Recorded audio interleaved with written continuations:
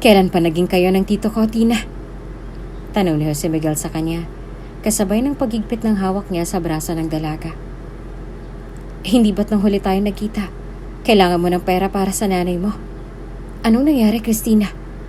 Bakit tito ko pa, Tina? Hindi pa ba sapat yung perang binigay ko para sa operasyon ng nanay mo? Gusto mo pa talagang gumawa ng sarili mong hukay? Hindi ko alam kung ano sinasabi mo. Hindi kita kilala, baka nagkakamali ka lang. Huwag mo nga akong ginagago, Christina. Alam ko lahat ng sinasabi ko. Anong kailangan mo ngayon? Gusto mo ng pera? Bibigyan kita ng pera. Huwag mo lang pakasalan ng gagong yan. Christina!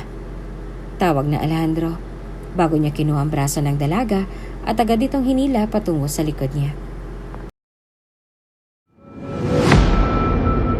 Kung bago ka pa lang sa channel na ito, Ate Jane TV, huwag kalimutang pindutin ang notification bell and subscribe button. Sana po hindi naman malaking abala sa inyo ang pagpindot ng subscribe button dahil ang kapalit po nito ay ang pagsuporta para makapag-produce ng mga libreng stories sa mga channels ni Ate Jane. Maraming salamat!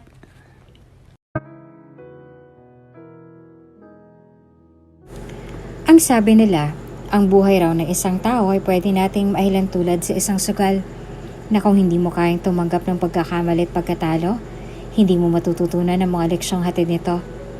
Sa buhay, minsan ay may nagwawagi at natatalo. May mga pumapalpak sa unang pagkakataon. Pero nakakabawi din naman sa mga susunod na pagsubok. Ang pagkabigo sa pagsusugal na ito ay pati rin ang makulay nating mundo. Walang taong nananatiling nasa taas at wala rin namang nananatili sa ibaba. Tulad ng sugal, minsan ay wala rin katiyakan ng pagkapanalo natin sa buhay. Tulad ng sugal, wala tayong katiyakan sa kung ano man ang magiging resulta ng mga bagay na isinugal mo. Paano kung dumating sa puntong dinipit ka na mismo ng tadhana? Susugal ka pa rin ba kahit na alam mong talo ka na? O magpapatuloy ka pa rin na tatanggapin mo na lang din ang kung ano mang magiging resulta ng isinugal mo? Pasensya ka na talaga, Tina. Pero wala talaga ako maipapautang sa'yo ngayon eh. Sagot ng kaibigan niyang si Ana nang sandaling balingan siya ng tingin nito. Wala namang ibang nagawa si Tina kung hindi ang malungkot na lang na napangiti sa sarili bago siya yumuko sa kinauupuan niya. Napansin naman ni Ana bigla ang pagbabago ng itsura ni Tina. Kaya naman maging siya ay walang ibang nagawa kung hindi ang mapabuntong hininga na lamang sa sarili. Matagal niya ng kaibigan si Tina noon pa man. Success siya sa kung paanong nagkakandara pa ang mga kaibigan nilang lalaki o hindi naman kaya ang mga kaklase nila noon para lang makuha ang atensyon ng kaibigan niya. Para ba ang lahat ng mga ito ay gustong pumila sa mahabang listahan ng mga manliligaw ni Tina noon? Hindi rin naman maiwasan ni Ana na makaramdam ng inggit dahil aminin niya man o sa hindi ay talaga nga namang maganda si Tina. Hindi na rin naman siya magtataka pa kung sakali mang aminin sa kanya ng kaibigan na ngayon ay may naging stalker na rin siya noon. Hanggang ngayon. Nagbago lang ang itsura ni Tina ngayon. Marahil siguro sa labis na pagkabilisa at pagmumroblema sa nanay niyang hanggang ngayon ay nakakonfine pa rin sa ospital. Ngunit kahit na bakas na rin ang pagod at paghihirap sa mukha ni Tina ngayon, hindi niyo pa rin maipagkakailang lumilitaw pa rin ang natural nitong ganda kahit na hindi pa ito mag-ayos ng sarili niya. Nawala lang ang iniisip ni Ana nang muli niyang marinig ang malalim na pagbuntong hininga ni Tina sa gilid niya na nakakuha pa sa atensyon niya. Pasensya na kung pati ikaw, nagagawa kong hiraman ng ganito. Sadyang gipit na rin kasi ako ngayon Ana. Palubo na rin kasi ng palubong bills namin sa hospital. Lalo na magpahanggang ngayon nakakonfine pa rin siya sa ospital. Hindi ko na rin alam kung saan nga ba ako kukuha ng perang pambayad sa bills at mga gamot niya. Hindi na rin kumakasya yung sweldo ko sa trabaho ko. Kulang pa lahat ng yan sa mga gamot na iniinom niya.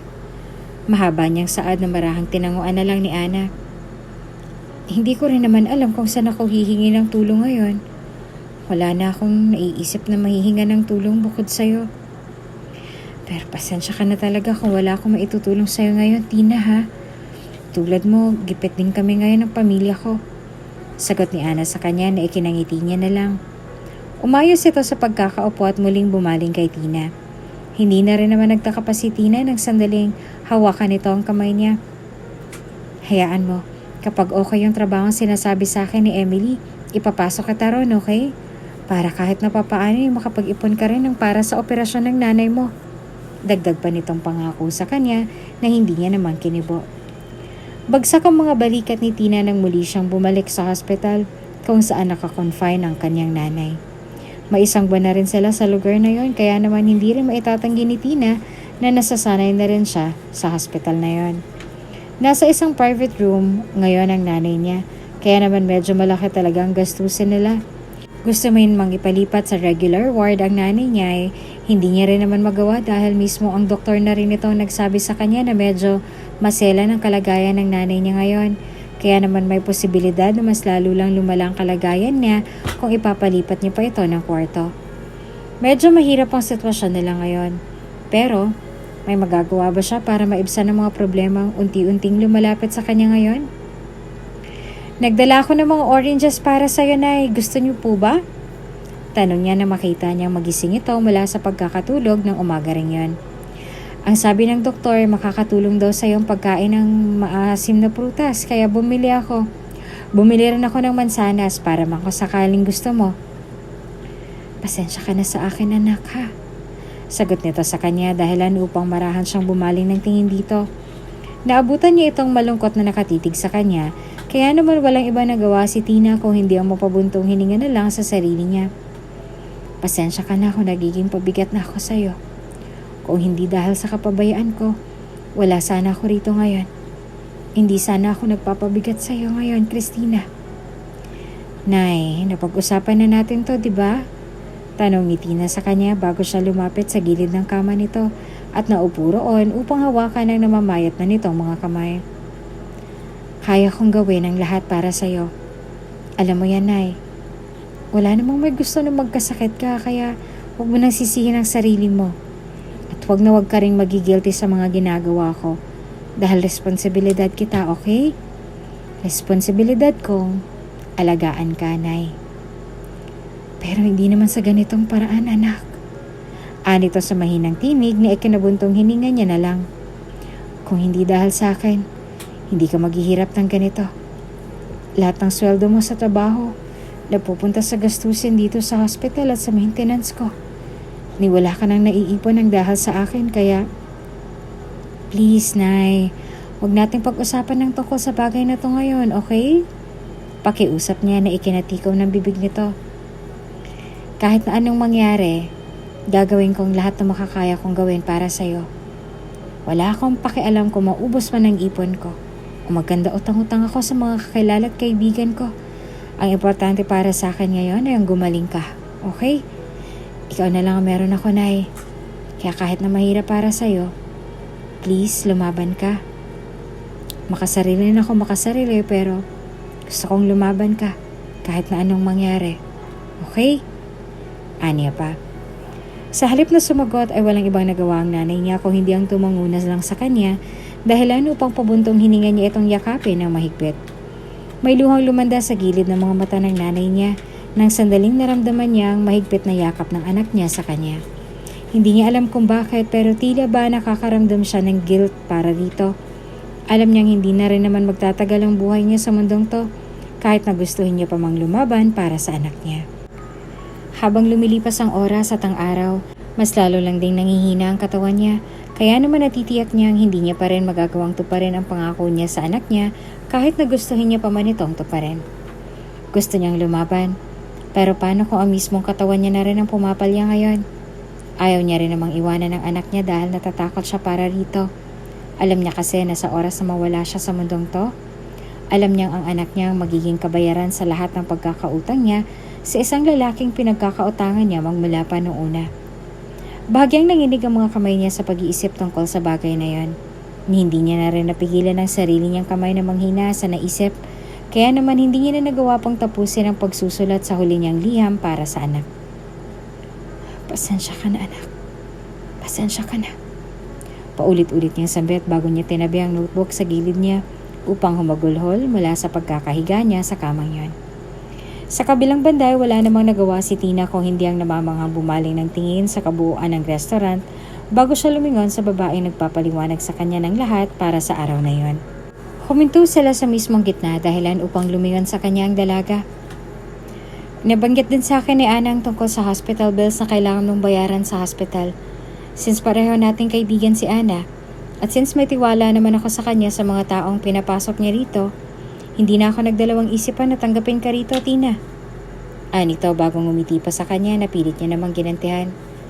Sa ngayon ay nasa training period ka muna at may ilang magte-train sa'yo mamaya. Make sure lang na kahit na anong mangyari, gagawin mong lahat ng makakaya mo para lang magampanan mo ang responsibilidad mo sa trabaho na to.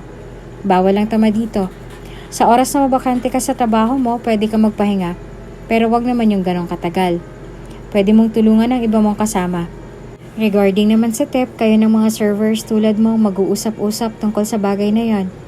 Sa ngayon ay yan lang din ang ipapaliwanag ko sa'yo. Hintayin mo na lang si Abigail na dumating at siya nang bahala sa'yo. Ngumiti ito sa kanya na ginantihan niya rin, hindi kalaunan. Galingan mo sa trabaho mo, Tina. Alang-alang sa nanay mo. Magsipag ka. Dagdag pa nito na tinanguan niya. Noong una ay medyo nahirapan pa si Tina sa schedule niya sa trabaho. Maliban kasi sa pagiging food server na pinasok niya sa restaurant ng kaibigan ni Ana, nagtatrabaho rin siya bilang isang office worker sa isang kumpanyang hindi naman ganong kalaki. Ngunit hindi rin naman ganoong kaliit tulad ng inaakala niya noong una. Medyo maliit ang sahod niya roon kaya naman para mabilis na makaipon at makadikom ng pera para sa operasyon ng nanay niya, mas ninais niya na lang na maghanap ng trabaho pwede niyang pagtuunan ng oras lalo na sa tuwing nasa shifting schedule siya. Ito lang din ang natitirang paraan na naiisip ni Tina para mabilis na makaipon ng para sa nanay niya kaya naman kahit na alam niyang mahihirapan siya, wala siyang ibang naisip na gawin kung hindi ang tanggapin ito. Bago ka rito? Tanong na isang lalaki na nakaupo sa mesang dinalhan niya ng pagkain. Ngayon lang kita nakita rito bago ka ba? Opo sir. May 2 araw pa lang po ako sa trabaho. Sagot niya sa binata na nakangiti naman itong tinanguan. Ganun ba? Sagot nito sa kanya na nakangiti niyang tinanguan. May ginagawa ka pa ba? Pwede mo ba akong samahan dito kahit na ngayon lang? Tanong nito. Walang ibang nagawa si Tina kung hindi ang tumango na lang kahit na nag-aalangan na rin siya sa pakikipag-usap nito sa kanya. Mabait namang tao si Emmanuel kaya naman mabilis din nawala ang pagkailang niya sa binata noong una. Hindi kalaunan ay tuluyan na rin silang naging magkaibigan na sa paglipas ng mga araw at linggo niyang pagtatrabaho sa lugar na yon. Si Emmanuel ang madalas niyang napaglalabasan ng sama ng loob at ng problema tungkol sa nanay niya. Kaya naman may ideya na rin si Emmanuel sa lahat ng mga pinagdaraanan niya. Hindi na rin naman siya nagtaka pa nang malaman niya umala sa dalaga ang tungkol sa tunay na dahilan ni Tina kung bakit nga ba siya nagdesisyong dalawahin ang trabaho kung tutuusin ay hindi niya naman dapat na pinagsasabay. Nabanggit mo sa akin na kailangan mo ng pera para sa operasyon ng nanay mo, hindi ba? Muling sambit ni Emmanuel dahilan upang lumingon sa kanya si Tina.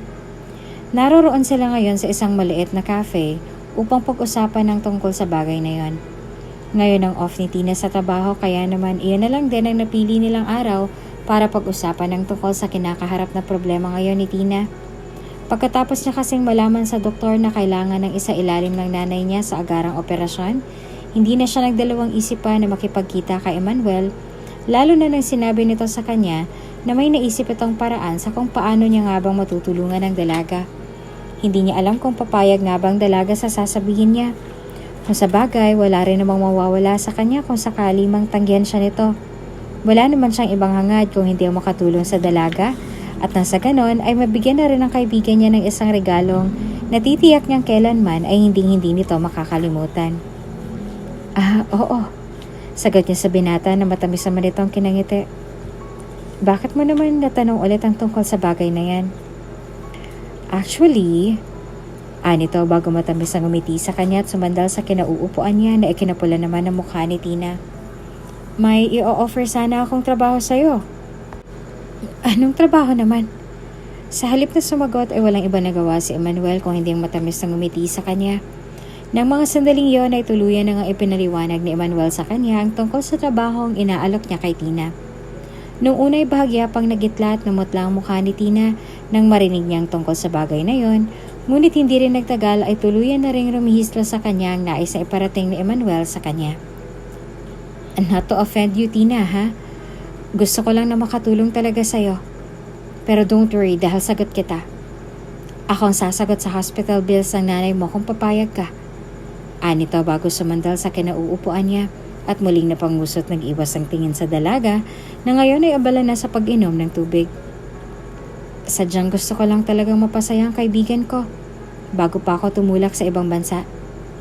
Alam mo na, medyo nagtampo kaya eto. Bumaling muli siya ng tingin sa dalaga bago muling ngumiti na hindi naman ito ginantihan. Huwag kang mag-alala dahil mabait naman ang kaibigan ko. Alam ko rin na hindi ka naman niya itatratong iba tulad ng mga narinig mo sa balita. At isa pa, pag-iisipan ko pa. Aniya sa mahinang boses bago yumuko na ikinatango naman ang lalaking kaharap niya. Hindi ko alam kung tatanggapin ko bang sinasabi mo pero susubukan ko pa rin. Huwag mo sanang isipin na pinipilit kita ha. Pagkaklaro ni Emmanuel na hindi niya nakinibo pa. Base sa reaksyon ng dalaga ay aniwang nagdadalawang isip pa ito sa kondisyong gusto niya. Wala namang iba nagawa si Emmanuel kung hindi ang tumango na lang sa kinauupuan niya at ngumiti sa dalaga. Hindi na rin naman siya nagdesisyon pang ituloy ang kwento tungkol sa kaibigan niya dahil halata naman sa itsura ni Tina ngayon na animong nagdadalawang isip pa ito sa sinabi niya. If I offended you, I'm sorry. Hindi ko naman talaga gusto na. Okay lang. Natatawang tanong ni Tina bago siya tumayo sa upuan niya at yumuko na lang kay Emmanuel upang nagpaalam. Tatawagan na lang kita kung sakali mong magbago pang isip ko. Mauna na ako. Baka hinihintay na rin ako ng nanay ko. Dagdag pa niya bago siya nagmamadaling umalis sa lugar na yon. Tulad na nakagawian ay mabilis siyang hinampas sa balikat ni Ana nang ibahagi niya rito ang tungkol sa kondisyong gusto ni Emmanuel na gawin niya. Hindi niya alam kung bakit gano'n na lang ang reaksyon ng kaibigan niya. Base kasi sa mukha nito, para bang sobrang laki ng pagkakataong pinakawalan niya nang tumanggi siya sa kondisyon ni Emmanuel. Ano bang problema mo? Anong problema ko, Tina? Nagbibiro ka ba? Natatawa nitong singhal na inismiran niya na lang bago niya marahang hinaplos ang braso niyang hinampas ang kaibigan. Pera na yun, oh. Ayaw mo pang tanggapin? Binibigyan ka na nga niya ng options, tinanggihan mo pa? Ana, hindi ako bayarang babae. May dignidad din naman akong inaalagaan, ano? Kung nasa gitna ka na ng kagipitan, tingin mo ba importante pa rin yung dignidad na sinasabi mo? Singhal ni Ana na bahagya niya ikinayoko mula sa pagkakaupo niya. Hindi naman sa tinutulak kita na ibenta mo yung sarili mo ha. Ang akin lang naman, mismong oportunidad na yung lumalapit sa'yo. Alam mo ba kung magkano ang total ng hospital bill ninyo? Lalo na't may halos 2 buwan na rin nakakonfine yung nanay mo. Pwedeng umabot sa 200,000 babayaran nyo. Lalo na't private room pa yung kinuha nyo, Tina. Tingin mo babayaran mo yan gamit yung dignidad na sinasabi mo? Walang iba nagawa si Tina kung hindi magbaba ng tingin bago siya nag-iwas ang tingin kay Ana. Napansin naman iyon ng kaibigan niya kaya naman wala itong ibang nagawa kung hindi ang bumuntong hininga bago siya umupo sa gilid ni Tina. Pero desisyon mo pa rin na masusunod, Tina. Kung talagang desidido ka na sa desisyon mo, wala na rin naman ako magagawa pa. Kung importante sa'yo ang dangal mo, fine. Kung kaya mong triplehin pang trabaho mo, go lang. Basta kahit na anong mangyari, nandito lang ako sa likod mo. Sambit nito. Mabigat naman ang loob ni Tina nang dahil sa nangyari. Hindi niya alam kung bakit tila ba nagdadalawang isip siya sa magiging desisyon niya. May punto naman ang kaibigan niya. Nasa harap niya ng oportunidad. Kung tatanggapin niya iyon, wala na siyang kailangang intindihan pa sa hospital bills ng nanay niya. Ang sa kanya lang, kakayanin niya bang ibenta ang sarili niya para lang sa nanay niya? Isang gabi lang naman, hindi ba? Isang gabi lang hinihingi sa kanya. Isang gabi lang siyang maghihirap. Pagkatapos nun ay wala na. Wala na siyang magiging problema sa perang kailangan niyang bayaran. Ang tanging tanong niya na lang sa sarili ay kung kakayanin niya nga ba talagang ibigay ang sarili niya sa lalaking hindi niya namang kilala. Agad na dumula sa kamay ni Tina ang platong hawak niya nang sandaling matanggap niya ang tawag mula sa hospital. Walang iba nagawa ang mga kasama niya sa trabaho kung hindi ang mapabaling ng tingin sa kanya. Mula sa malayo ay natanaw niya si Emily na ngayon ay kunot noong nakatitig at papalapit ngayon sa direksyon niya. Hindi niya alam kung anong mararamdaman niya ngayon. Matatakot pa siya dahil alam niyang matatanggal siya sa trabaho niya sa oras na makalapit si Emily sa direksyon niya? o mag-aalala dahil sa balita ng doktor sa kanya tungkol sa nanay niya. Tina, ano bang problema mo at bakit mo nabasag yan? Singal ni Emily bago niya hinarap ang dalaga na ikinababalang ng tingin nito. Ano bang problema mo? Sa halip na sumagot ay agad na nanginig ang labi ni Tina nang dahil sa labis na pagkahabag sa sarili. Gumuhit din ng luha sa mga mata niya kaya naman hindi na rin naman siya nagtaka pa nang sandaling mauwi ang tahimik na pagpipigil niya ng luha kanina sa isang hagulhol na ikinagulat ng kasama niya sa trabaho. Maging si Emily at si Abigail na nakatitig sa kanya ay nagulat sa biglaan niyang pag-iyak sa harapan nilang lahat. I'm sorry. Paulit-ulit yung sambit bago siya mabagal na napaupo sa sahig. Bahagyang nagkatinginan si Abigail at si Emily bago sila nagdesisyong yumuko kay Tina upang patahanin ito sa pag-iyak. Nang dahil sa pag-iyak ni Tina, lahat halos sa mga empleyado at kumakain sa restaurant na yon ay napabaling ng tingin sa direksyon nila. Wala namang ibang nagawa ang mga staff na naroon kung hindi magpaliwanag sa mga customer na naroon, habang si Emily naman at si Abigail ay umalalay kay Tina upang dalhin ito sa kitchen at doon questionin. Anong problema, Tina? Tanong ni Abigail sa kanya bago niya hinarap ang dalaga na ngayon ay animong nawalan ng lakas na makarating sa kanyang balita ng doktor kanina. Tina, sabihin mo kung may problema ka at matulungan ka namin, Tina. Saad naman ni Emily na ito naman ang humarap sa kanya. Ano problema mo? May ilang araw ka nang wala sa sarili ah. Ngayon lang din kita nakitang ganyan simula nung pumasok ka rito. Umiling si Tina sa kanila kaya naman walang ibang nagawa si Emily kung hindi ang mapabuntong hininga na lang sa harapan niya. Sabihin mo nga sa akin, Tina. May kinalaman ba ito sa nanay mo? Tanong niya nang maalala niyang sinabi sa kanya ni Ana nung una pa lang. Anong meron sa nanay niya? O syosang tanong naman ni Abigail kay Emily na hindi naman ito binalingan ng tingin. Lumalala ang sakit ng nanay ko, ma'am. Mahinang sagot ni Tina na kahit paulit-ulit na humikbi sa harapan nila ay pilit pa rin nagpapatuloy sa pagsagot sa katanungan niya. Kailangan niya raw pong maoperahan sa lalong madaling panahon. Umiling siya bago niya nangihinang pinunasan ng luha sa gilid ng mga mata niya. Dahilan upang magpalitan ng tingin ng dalawang babaeng kasama niya ng mga oras na yon. Hindi ko alam kung saan ako kukuha ng pera para sa operasyon niya. 2 buwan na rin kami nakatenga sa hospital na yon pero para bang hindi man lang siya gumagaling. Baon na rin ako sa utang. Nahiraman ko na rin lahat ng mga kaibigan at katrabaho ko sa opisina pero para bang kulang pa rin ang lahat ng nahiram ko sa kanila sa pambayad sa ospital. Hindi ko nga alam kung saan ako hahanap ng mahihiraman lalo na ngayong kailangan niya ulit sumailalim sa operasyon. Siya na lang ang meron ako, ma'am. Aniya bago siya umikbi at nagpatuloy sa pag-iyak sa harapan nila. Gustuhin man nilang tulungan ng dalaga ay wala rin naman silang magagawa. Alam kasi nila na pera ang kailangan ni Tina ng mga panahong yon. Maging sila ay hindi rin naman magawang pahiramin ng pera ang dalaga dahil maging sila ay gipit na rin. Wala silang ibang magawa ngayon kung hindi ang i-comfort ang kaibigan nila kahit na kung tutuusin ay alam nila sa sarili nilang hindi yun makakatulong para sa dalaga lalo na ngayon.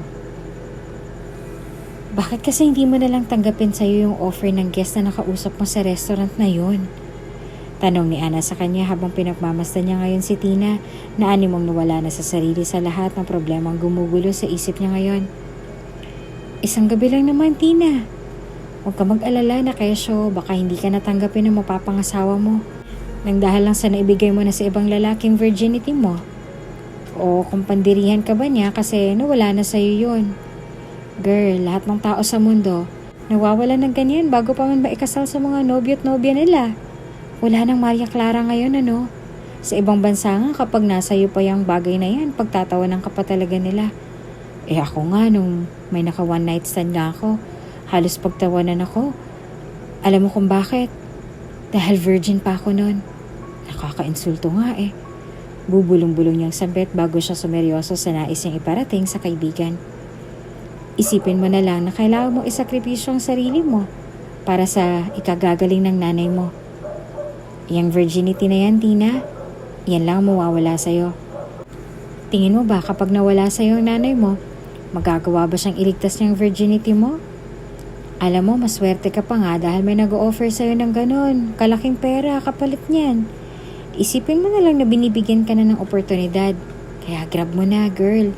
Malay mo, balang araw mapasalamatan mo pa yung lalaki yun dahil binili ka niya. Hindi ba? Hindi na kumibo si Tina. Kaya naman wala na siyang iba nagawa kung hindi ang mapabuntong hininga na lang sa kinauupuan niya. Isipin mo rin ang sarili mo, Tina. Kung hindi ka gumawa ng paraan at makapagdesisyon ngayon, tingin mo ba hindi ka magsisisi bandang huli? Dagdag pa nito na ikinabuntong hininga niya na lang. Isang gabi lang, pagkatapos na rin wala na. Isang gabi lang, makakapagpabayad ka na sa lahat ng gastusin niyo sa ospital. Dagdag pa niya. Hindi naman alam ni Tina kung ano nga bang nagtulak sa kanya na magdesisyon kaagad para sa ikagaganda ng pakiramdam ng nanay niya. Muli lumandas ang luha sa gilid ng mga mata niya nang makita niya ang oxygen na nakakabit sa nanay niya ngayon. Kahit na nangihinay, ginawa niya pa rin ang lahat ng makakaya niya para lang hawakan na ang nanlalatang kamay ng nanay niya ngayon ay hindi pa rin nagigising. Pasensya ka, nanay, kung kailangan mo pang pagdaanan ng lahat ng to. Saad ni Tina bago siya yumuko sa gilid ng kama ng nanay niya. Nang sandaling kumalma mula sa pag-iyak ay saka lang niya dinampot ang cellphone niya sa bulsa ng pantalong suot niya bago niya tinawagan ang numerong iniwan ni Emmanuel sa kanya. Hello? Boses ng isang lalaking hindi pamilyar sa pandinig niya. Walang ibang nagawa si Tina kung hindi ang mapapikit na lang sa kinauupuan niya bago siya naglakas ng loob na sagutin ang tawag ng kung sino mang sumagot sa telepono ni Emmanuel. Gagawin ko na yung sinasabi mo. Aniya sa nanginginig na tono. Hindi naman kumibo ang lalaki nasa kabilang linya. Kaya naman walang iba nagawa si Tina kung hindi ang putulin ng tawag bago siya muling yumuko sa gilid ng kama ng nanay niya. Hindi kalaunan ay nakatanggap siya ng text message mula kay Emmanuel. Nakasaad sa mensahe nito ang address ng hotel kung saan siya dederecho mamaya, kaya naman hindi niya na nito sinagot pa. Yes, ma'am? Bati ng babae nasa front desk nang siya'y nasa linya. Check-in po ba, ma'am? May kasama ako. Hingin ko lang sana yung room number ng kwarto ni Jose Miguel Severino. Yes ma'am, kayo po pala yon. Naibili niya na po sa akin kanina. Sagot sa kanya bago niya ibinigay kay Tina ang room number kung saan niya matatagpuan ang lalaki. Kanina niya po kayong hinihintay. Dagdag pa nito bago banayad ng umiti sa kanya. Tinanggap naman ni Tina ang susing inabot nito bago siya nagdesisyong umakyat na nga. Ginamit niya ang elevator sa gilid at nagpababa na lang sa floor kung nasa niya matatagpuan ang Jose Miguel na tinutukoy ni Emmanuel kanina.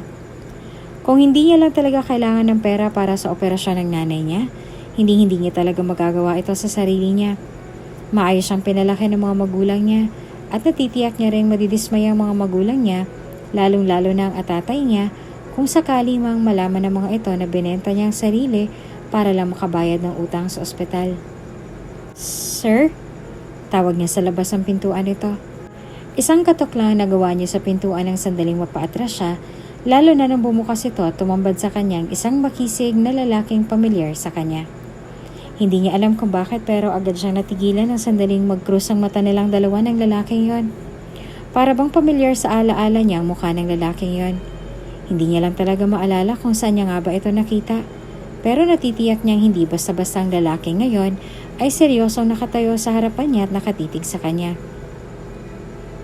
Christina Alerjano? Tanong nito nagdadalawang isip niya pang tinanguan. Come in. Saad nito. Pagpasok niya pa lang sa loob ay agad na siyang hinawakan sa braso ng lalaking yon upang dalhin sa pinakaloob. Medyo maganda ang lugar na yon. Hindi niya na rin nagawa pang pagmasa ng kabuuan ng lugar ng sandaling marahan siyang hilahin ni Jose Miguel patungo sa kwarto na hindi niya ikinagulat pa. Sandali lang. Hindi ako nagbibigay ng adjustment sa mga babaeng kinakama ko, miss. Saad ng lalaki ng sandaling pwersahan niya itong paupuin sa kama at agad na tumalikod upang hubarin ang relos na suot niya. I had a very bad day, Miss Christina. Sa'yo ko na lang siguro ilalabas lahat ng hinanakit ko sa uncle ko. Pero, mahinang sabit ni Tina dahil ano pang kunot noong bumaling ng tingin sa kanya si Jose Miguel. Wala man lang bang introduce yourself man lang? Inosente niyang tanong. Nang dahil sa narinig ay mabilis na nawala ang pagkakunot sa noo ni Jose Miguel. Ang asim sa mukha at galit niya kanina ay unti-unting nawala nang dahil sa tanong ni Tina sa kanya. Hindi niya na rin napigilan pang sarili niyang matawa, kaya naman walang iba nagawa si Tina kung hindi ang manatili roon sa kama habang kunot noong nakatitig sa kanya. Wala tayo sa klase, Miss Christina. At hindi rin ako interesado sa pagkakakilanlan mo. Nandito ka para paligayahin ako. Kaya kung ako sa'yo, magubad ka na at ihanda mo na yung sarili mo. Aniya bago ngumiti sa kanya at agad na bumaba ang mga mata niya sa murang katawan ng dalagang nakahain sa harapan niya. Mata mo lang walang latay ngayon. Dagdag pa ni Jose Miguel bago siya lumapit sa dalaga at agad itong hinawakan sa leeg.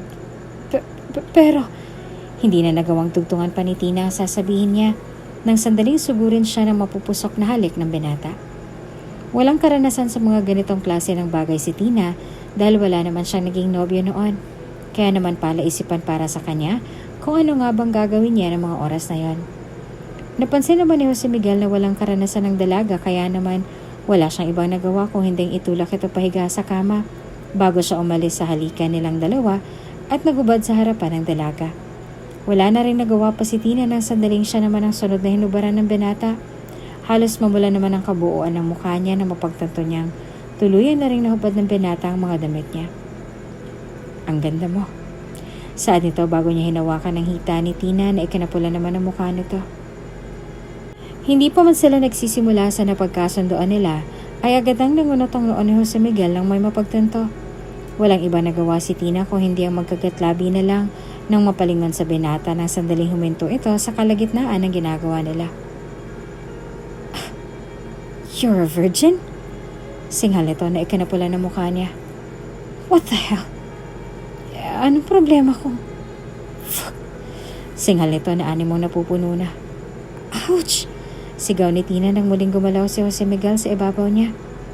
Dahan-dahan naman. Sasaktan ako. Sa halip na tumigil ay walang iba nagawa si Jose Miguel kung hindi ang yumuko at marahang takpan ng bibig ng dalaga. Nang tumigil si Tina sa pagrereklamo ay tsaka lang yumuko si Jose Miguel upang halikan ng mga luhang dumaloy sa gilid ng mga mata niya. I'm sorry for hurting you. Mahina nitong sambit na ikinatigil ni Christina sa pagluha. That asshole. Magbabayad siya sa akin sa pagsisinungaling niya. Nagpatuloy lang sila sa ginagawa nila hanggang sa tuluyan na nga nilang narating ang kasuktulan. Bahagyang namula ang mukha ni Tina nang may naramdaman siyang pumuno sa loob niya, ngunit hindi niya iyon pinansin pa. Si Jose Miguel naman ay nakahubong dumiretso sa banyo niya upang maglinis at maligo. Walang iba nagawa si Tina sa kinauupuan niya kung hindi ang manahimik at maghintay na lang sa pagbabalik ng lalaki. Tama. Isang gabi lang naman, hindi ba? Isang beses lang naman nilang gagawin ang bagay na to. Pagkatapos nito ay wala na. Tama.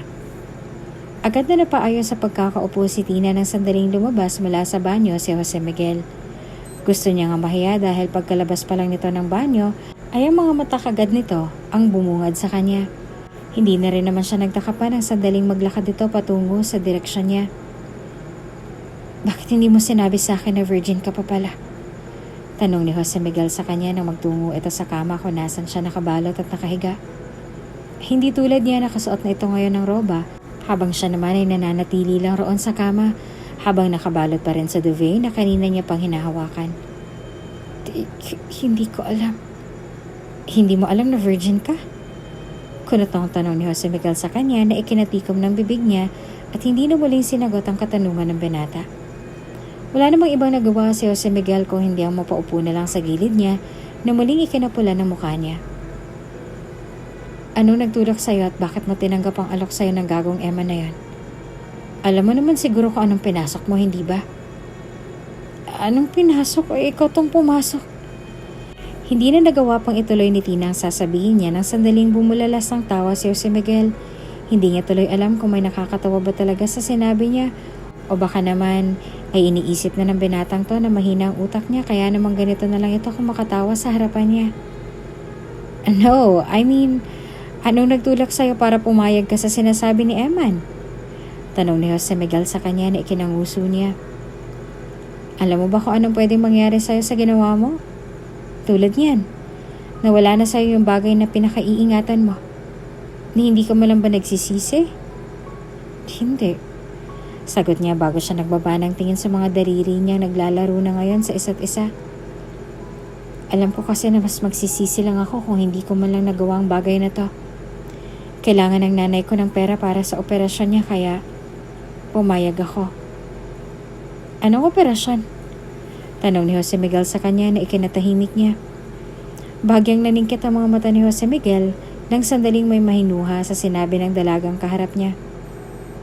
Don't tell me blinhackmail ka ng hayop na yun para... Hindi. Ginusto ko naman ang nangyari. Aniya sa mahinang boses na ikinakunot ng noon ni Jose Miguel. Ginusto ko to para makalikom ako ng pera para sa nanay ko. Dapat sinabi mo yan ng una pa lang. Nung wala pang nangyayari sa ating dalawa. Saad nito bago tumayo at tumalikod sa kanya. Nang dahil sa narinig ay walang iba nagawa si Tina kung hindi ang tumingala sa kanya. Bakit?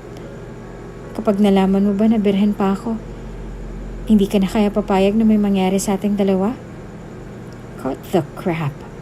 Virgin ka man o hindi, gagawin pa rin kita syempre. Sagot nito na ikinapula ng mukha niya bago siya nag-iwas ng tingin dito, lalo na nang bumaling ito ng tingin sa kanya. Ang akin lang, dapat sinabi mo nung una pa lang. Hindi ako mahilig mamilit ng babae, Christina. Tina na lang. Putol niya bago nag-iwas ng tingin sa kanya.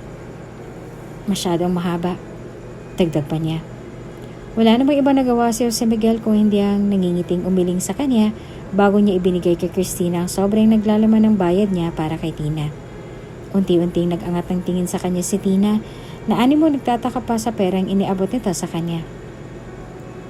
Ano to? Tanong niya sa binata na makita ang makapal na perang inabot ni Jose Miguel sa kanya. Pera? Patanong na sagot nito sa kanya bago umalis sa harapan niya at naupo sa sofang naroroon sa gilid nila. Para yan sa operasyon ng nanay mo. Idagdag mo na lang sa nililiko mong pera, Tina.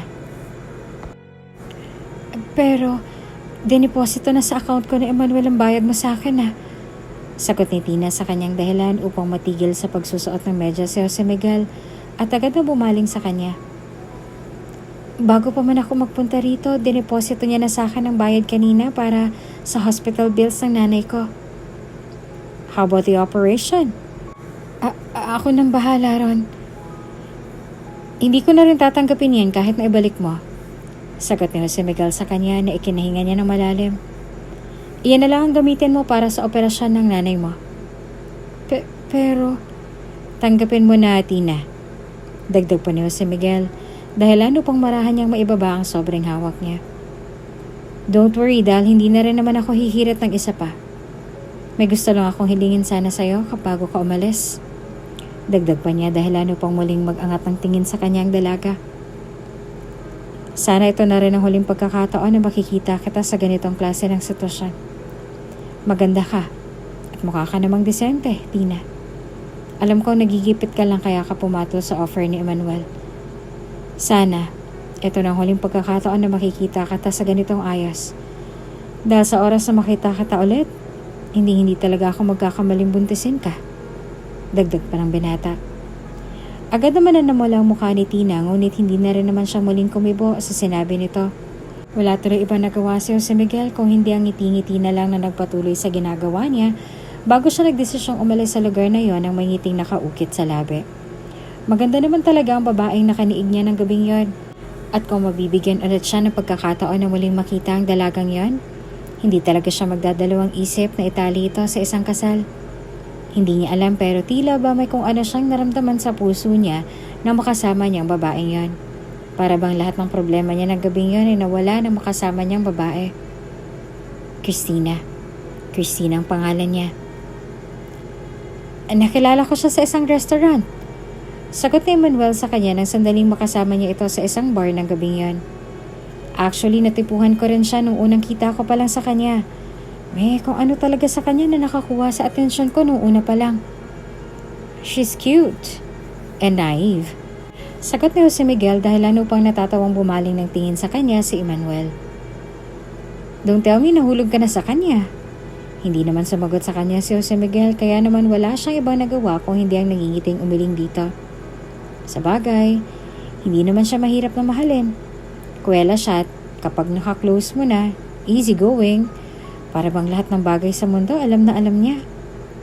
Lumingon naman si Jose Miguel sa kanya nang may kunot sa noo at naramdaman niya iyon kaya naman nang makita niya ang reaksyon ng kaibigan, wala siyang ibang nagawa kung hindi ang matawa na lang.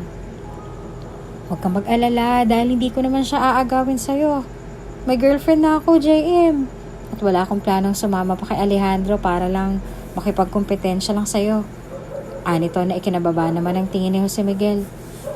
Hindi niya alam kung bakit pero tila ba bahagya siyang nakaramdam ng lungkot nang muli niyang maalala ang relasyon niya sa tito niya ngayon. Parang kailan lang ay sobrang lapit na lang dalawa ni Alejandro sa isa't isa. Pagkatapos ngayon ay halos isumpa na nilang isa't isa. Ni hindi man lang sila magawang paghiwalayan ng mga magulang nila noon. Kaya naman ang dahil sa insidenteng nangyari sa kanila noon, tila ba nawarak ang samahang meron sila ngayon. Maging siya hindi niya alam kung bakit, tila ba sumasama ang loob ni Alejandro sa kanya gayong wala naman siyang ibang ginagawa. Sa katunayan ngay pagkatapos niyang mabugbog noon ng mga kaibigan nito at nang magdesisyon ng mga magulang niya na pansamantala muna siyang dalhin sa ibang bansa, doon ay tila ba nagbagong ihip ng hangin sa pagitan nilang dalawa ng tito niya. Ang hindi pagkibuhos ng isa't isa noon ay nauwi sa alitan na tumagal ng ilang taon. Isang alitang natitiyak niyang tatagal pa. Anong oras na ha? Bakit ngayon ka lang? Walang ibang nagawa si Jose Miguel kung hindi ang mapapikit na lang sa kinatatayuan niya at bahagya na rin natigilan ng marinig niyang pamilyar na boses na yon. Kunot noo siyang bumaling sa direksyon kung saan niya narinig ang boses ng lalaking yon at hindi na rin naman siya nagulat pa nang makita niya si Alejandro na ngayon ay madilim nang nakatitig sa kanya. Ano? Natulala ka? Natatawa nitong sambit na nagtunog sarkastiko bago siya umalis sa pagkakasandal sa pader at naglakad patungo sa pamangkin niyang hanggang ngayon ay kunot noong nakatitig sa kanya. Talagang sinasamantala mo ang sakit ni Daddy ah. Wala akong panahon makipagkompetensya ngayon sa'yo, Alejandro. Sagot niya rito na unti-unting ikinangisi ni Alejandro sa harapan niya. Pagod ako. Pagod ka ng ano? Pagod kang gastusin ang lahat ng pera ng magulang ko. Para ano? May mapang-inom ka? Dagdag pa ni Alejandro bago madilim na tumingin sa kanya. Sinasamantala mong oras at pagkakataong wala sila. Kapag nandito sila, wala kang ibang ginagawa kung hindi magtrabaho na magtrabaho. Ganyan ba talagang ugali mo? Tuta kapag nasa harap nila? At tigreng ani mo nakawala sa hawla kapag wala sila? Ano nga bang meron ka? At bakit bilib na bilib sa'yo mga magulang at kapatid ko? Gayong wala ka namang binatbat sa akin. Tinatanong mo kung anong meron sa akin na wala ka? Natatawang tanong ni Jose Miguel sa kanya habang nakaduro sa sarili na ikinakunot ang noon niya. Malaking pinagkaiba natin dito. Ikaw, gumagamit ka ng bawal na gamot.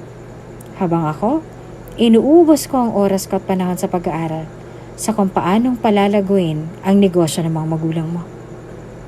Pardon? Pariwara ka at yun ang pinagkaiba nating dalawa. Kaya wag na wag mo akong tatanungin kung ano nga bang meron ako na wala ka at kung anong pinagkaiba nating dalawa. Singhal ni Jose Miguel sa kanya na ikinakuyom ng mga kamay niya.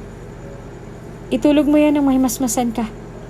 Dagdag pa niya bago siya umismid sa tiyuhin niya at naglakad na nga paakyat sa hagdanan. Nang dahil sa narinig mula sa pamangkin, hindi na napigilan ni Alejandro ang magkuyom ng kamay bago siya tumalikod sa direksyon kung saan nagtungo si Jose Miguel. Hindi niya alam pero tila ba natamaan ang ego niya sa sinasabi nito. Muli ba nitong ibinabalik ang issue niya roon sa droga para lang maasar siya?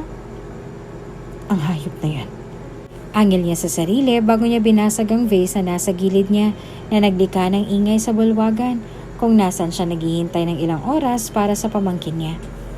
Pagkaraan ng ilang araw ay pagkatapos ng nangyari sa pagitan nilang dalawa ni Jose Miguel, hindi kalaunan ay tuluyan nang ang binawi ng langit ang nanay ni Tina na labis niyang ikinadalamhati.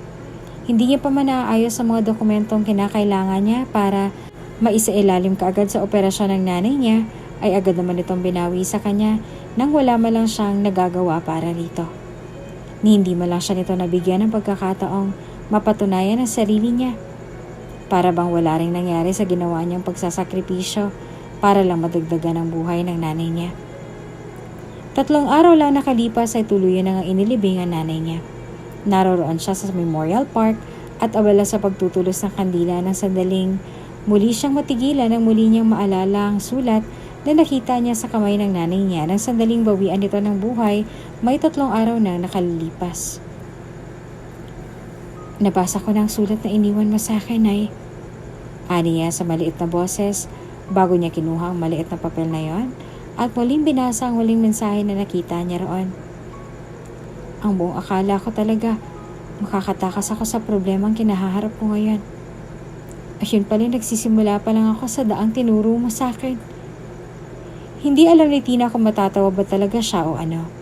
Pagkatapos niya kasing isakripisyo ang sarili niya para lang makalikom ng maliit na pera para sa operasyon ng nanay niya, muli niya namang isasakripisyo ang sarili niya para lang makabayad sa mga utang na inutang ng nanay niya sa isang lalaking mailang taon na rin palang bumubuhay sa kanila. Nakasaad sa sulat ng nanay niya na siyang magbabayad sa lahat ng utang na inutang ng nanay niya. May umaabot sa 2 milyon ang utang na iyon ng nanay niya sa lalaking yon na natitiyak niyang ginamit din naman sa kanya nung nagkolehiyo siya kaya naman hindi niya rin na maiwasang sisihin ang sarili niya.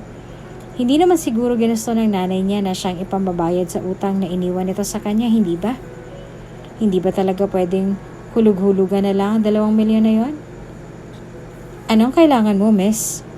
Tanong ng guard na humarang sa kanya.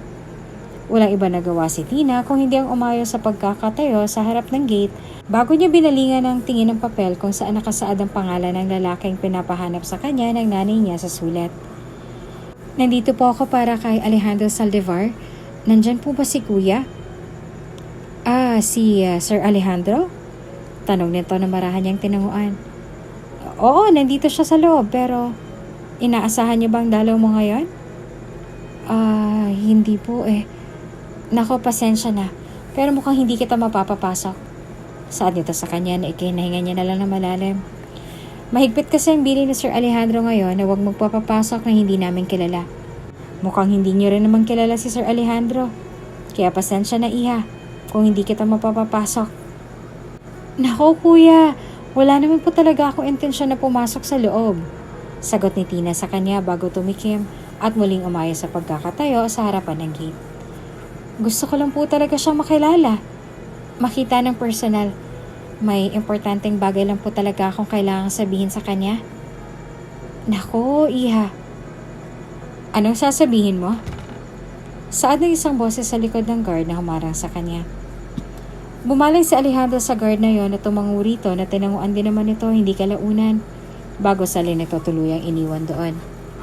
Nang umalis ang guard at saka naman nagdesisyon si Alejandro na pagbuksan ng gate ang dalaga ngayon ay inosente nakatayo sa harapan niya. Ikaw yung anak ni Sylvia, hindi ba? Tanong nito dahil ano pang magbaba siya ng tingin. Ano nagdala sa'yo rito at bakit bumisita ka? Kailangan niyo ba ulit ng pera o magbabayad na kayo? Tungkol po sa bagay na yon, panimula ni Tina bago siya bumuntong hininga. Walang ibang nagawa si Alejandro kung hindi ang lihim ng umisi sa sarili. Mailang taon niya na rin minamanmanan si Tina mula sa malayo. Sa katunayan nga ay nagkaroon siya ng interes sa dalaga. Kaya naman ang sandaling magkaroon siya ng ideya sa kung paano niya nga bang malinin lang ang dalawa, hindi na siya nagdalawang isipan na gumawa ng paraan para lang mabilog niya ang mga ito at nang sa ganon ay mahulog sa patibong niya ang dalagang may ilang taon niya na rin hinihintay. So, ibig sabihin, hindi na magagawang bayaran ng nanay mo lahat ng utang niya sa akin. Naroroon na sila ngayon sa loob ng rest house ni Alejandro. Pagpasok niya pa lang sa loob ng bahay nito ay iyon agad ang sinabi niya, kaya naman bahagya pang nakaramdam ng lihim na pagkagulat si Alejandro sa nalaman niya. Sa tingin niya hindi pa ito ang tamang oras na binabalak niya sa mag-ina, pero nang marinig niya ang balitang wala ng nanay nito, siguro marahil ito na nga ang tamang oras para ituloy niya na ang balak niya noong una pa lang. Hindi naman sa hindi na mababayaran. Ano pala? Tanong niya bago siya nag-angat ng kilay sa dalaga. Kailangan ko makakuha ng partial payment? Hindi ba nasabi sa'yo ng nanay mo na lagpas na siya sa deadline na ibinigay ko sa kanya? Kaya nga ako nandito. Sagot ni Tina sa kanya na ikinataas ang kilay niya. Andito sana ako para makiusap na kung pwede. Pagtrabahuan ko na lang kung anong utang na naiwan sa'yo ng nanay ko. Alam kong imposibleng mabayaran kong 2 milyon na yun, pero gagawin kong lahat para kahit man lang makapag-abot man lang ng partial payment sa'yo. Pwede akong maghulog ng 10,000 kada buwan habang nagtatrabaho dito sa bahay mo bilang hardinera, o hindi naman kaya bilang katulong. Pwede rin ako mag-apply bilang personal secretary mo, o hindi naman kaya ay... Pwede naman, sagot ni Alejandro sa kanya bago ngumisi na ikinabilis ang pagtikbok ng puso niya. Pero hindi ko kailangan ng lahat ng nabanggit mo. To be honest, Christina, hindi ko kailangan ng lahat ng yan. Iba ang gusto kong makuha ngayon. Ano bang gusto mo? Ang gusto ko? Tanong ni Alejandro bago ngumiti na nakakaloko sa kanya na hindi niya namang ginantihan. Gusto ko magpakasal ka sa akin sa lalong madaling panahon. Aniya na ikinagitla naman ni Tina. Aminin man ni Tina o sa hindi, ay natitiyak niyang hindi niya magagawang bayaran ng 2 milyon na iyon kahit nabigyan pa siya ng mahabang panahon ni Alejandro para makabayad. Alam niya at may ideya na rin naman siya na ito ang hihilingin ng binata sa kanya, kaya naman hindi niya na rin nagawang magulat pa nung una. Nang sinabi ito ni Alejandro ay para bang hindi man lang ito nagdalawang isip sa magiging reaksyon ng dalaga. Para bang unang tingin niya pa lang sa dalaga ay halata na sa reaksyon nito na walang-wala na talaga siyang pagpipilian. Hindi na rin naman siya nagulat pa ng sandaling pumayag ito sa alok niya na ikinangiti niya na lang. Maganda si Tina at talaga nga namang nakuha na nito ang atensyon niya nung una pa lang. Kaya naman ang sandaling pumayag ito sa kasal na gusto niya, hindi niya tuloy na iwasang makaramdam ng tuwa dahil sa wakas ay heto na. Naririto na ang pinapangarap niyang babae noon pa man. Ikakasal na ako! Anunsyo ni Alejandro sa lahat ng sandaling magkaroon ng meeting ang buong pamilya nila. Agad naman na napabaling ng tingin sa kanyang lahat.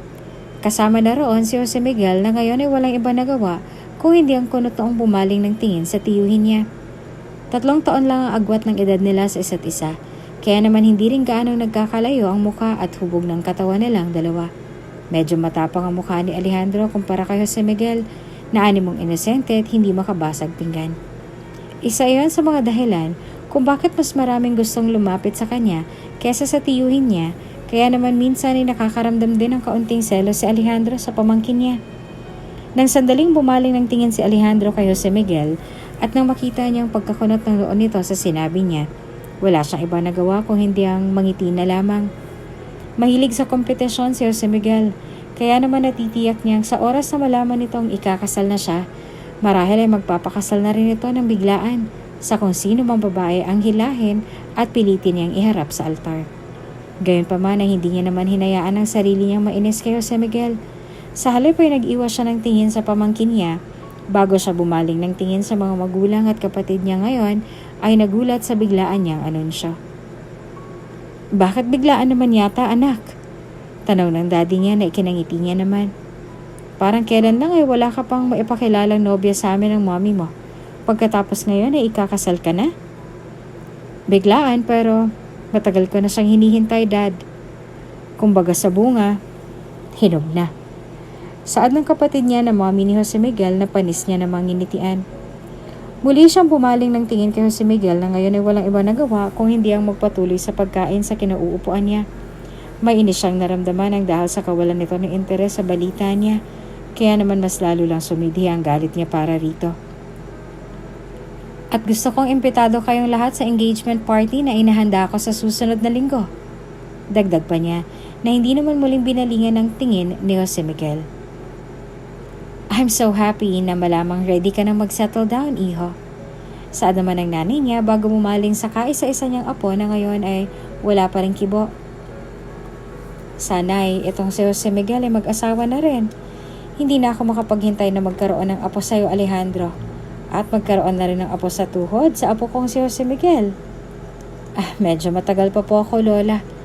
Saad ni Jose Miguel na hindi man lang nag-angat ang tingin sa kanila. Hindi ko naman po minamadali ang pagpapakasal. Pinaparinggan mo ba ako, Jose Miguel? Singal ni Alejandro nang hindi na makapagtimpe sa sinabi niya. Pansin ko kanina ka pang nagpaparinig sa akin . Naiinggit ka ba? Kung tinamaan ka, hindi ko na problema yan, tito. Sagot naman ni Jose Miguel sa kanya bago walang emosyon na nag-angat ang tingin sa kanya. Umiwas ka na lang na hindi ka natatamaan. At isa pa, wala naman akong kailangang ikainggit sa'yo. Hindi naman nakakainggit yung buhay na meron ka.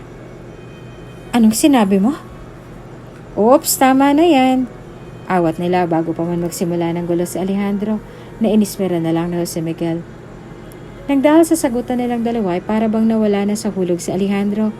Pagka-uwi niya sa rest house kung saan pansamantalang tumutuloy si Tina ay hindi na siya nagdalawang isipan na magtungo sa Bar Island. Tahimik lang siyang sinalubong ni Tina sa gilid bago siya nito sinundan sa Bar Island kung saan siya kumuha ng alak na maiinom niya.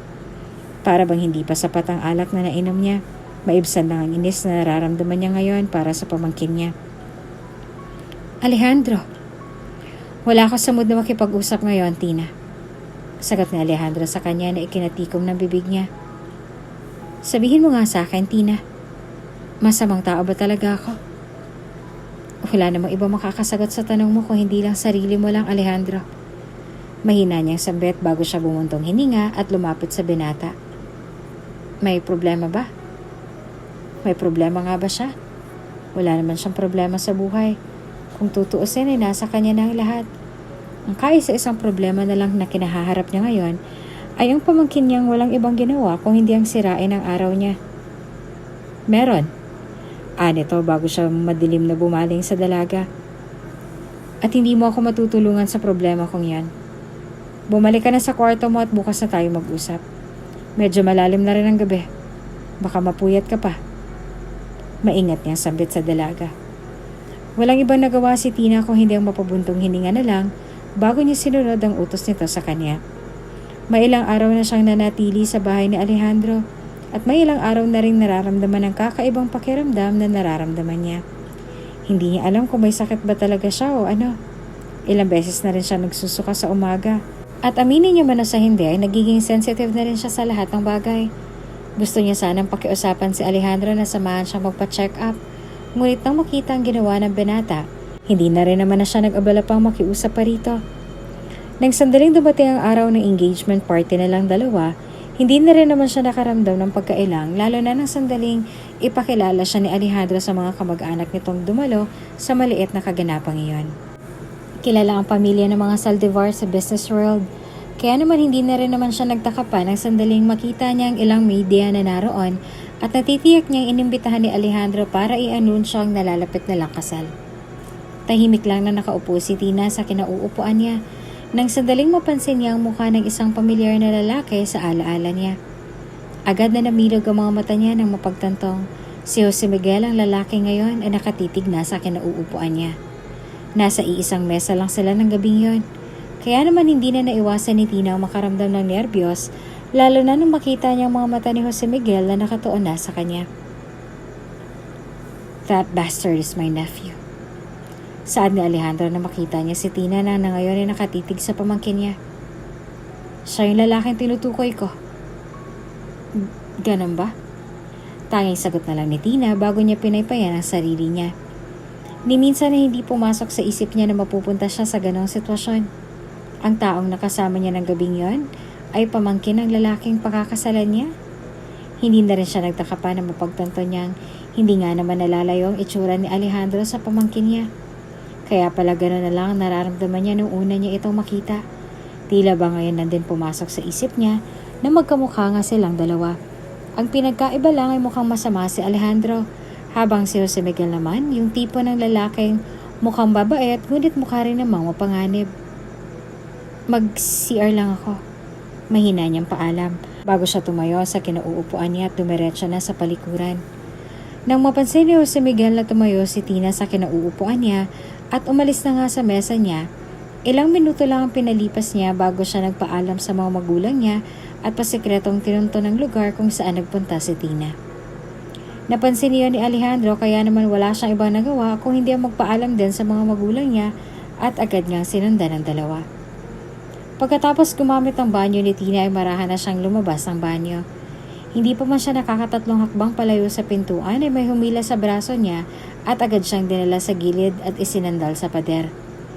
Mabilis na umukit ang pagkabigla sa mukha ni Tina nang mapagtanto niyang Si Jose Miguel ang sumasalubong at nagdala sa kanya sa bahagi ng bahay kung saan walang makakakita sa kanilang dalawa. Kailan pa naging kayo ng tito ko, Tina? Tanong ni Jose Miguel sa kanya, kasabay ng paghigpit ng hawak niya sa braso ng dalaga. Hindi ba tong huli tayo nagkita, kailangan mo ng pera para sa nanay mo? Anong nangyari, Christina? Tanong niya na nagmistulang singhal. Walang iba nagawa si Tina kung hindi ang nangihinayang nabawiin ang kamay niya bago siya bumaling ng tingin sa lalaki ngayon ay animong naguguluhan na sa presensya niya sa bahay na yon.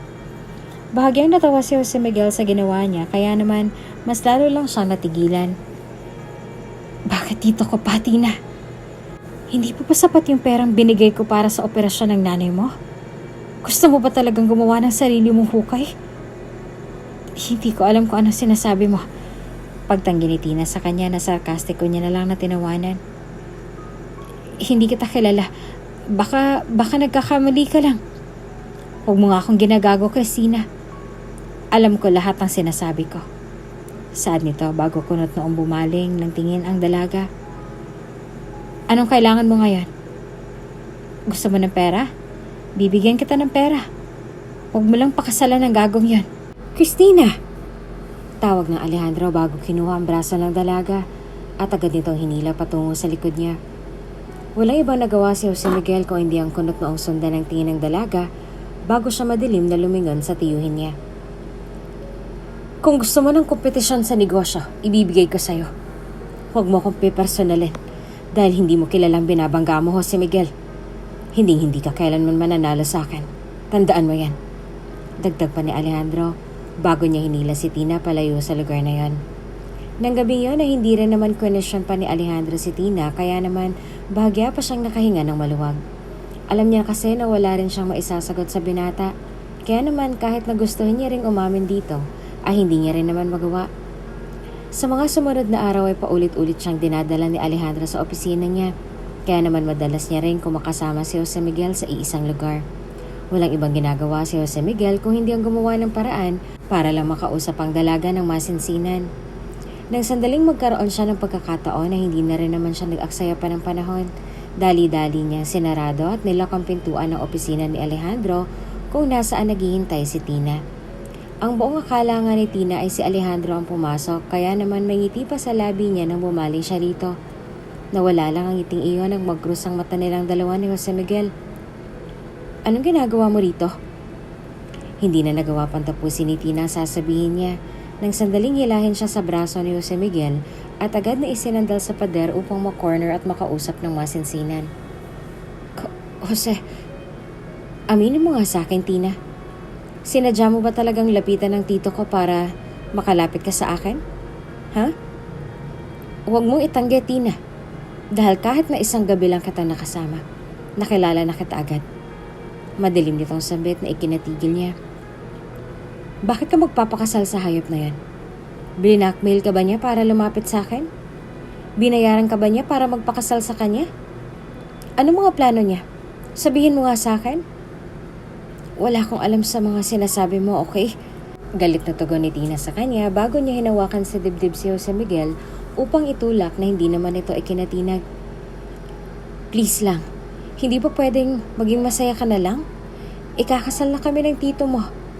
Please, kung may alitan man kayong dalawa sa isa't isa, huwag niyo naman akong idadamay. Ayoko ng gulo, Jose Miguel. Ayaw mo ng gulo. Pero ikaw tong pumapasok sa mga problemang alam mo namang hindi ka makakalusot. Sinasabi ko sa'yo, Tina, gumagawa ka lang ng sarili mong hukay. Problema ko na yon, Jose Miguel.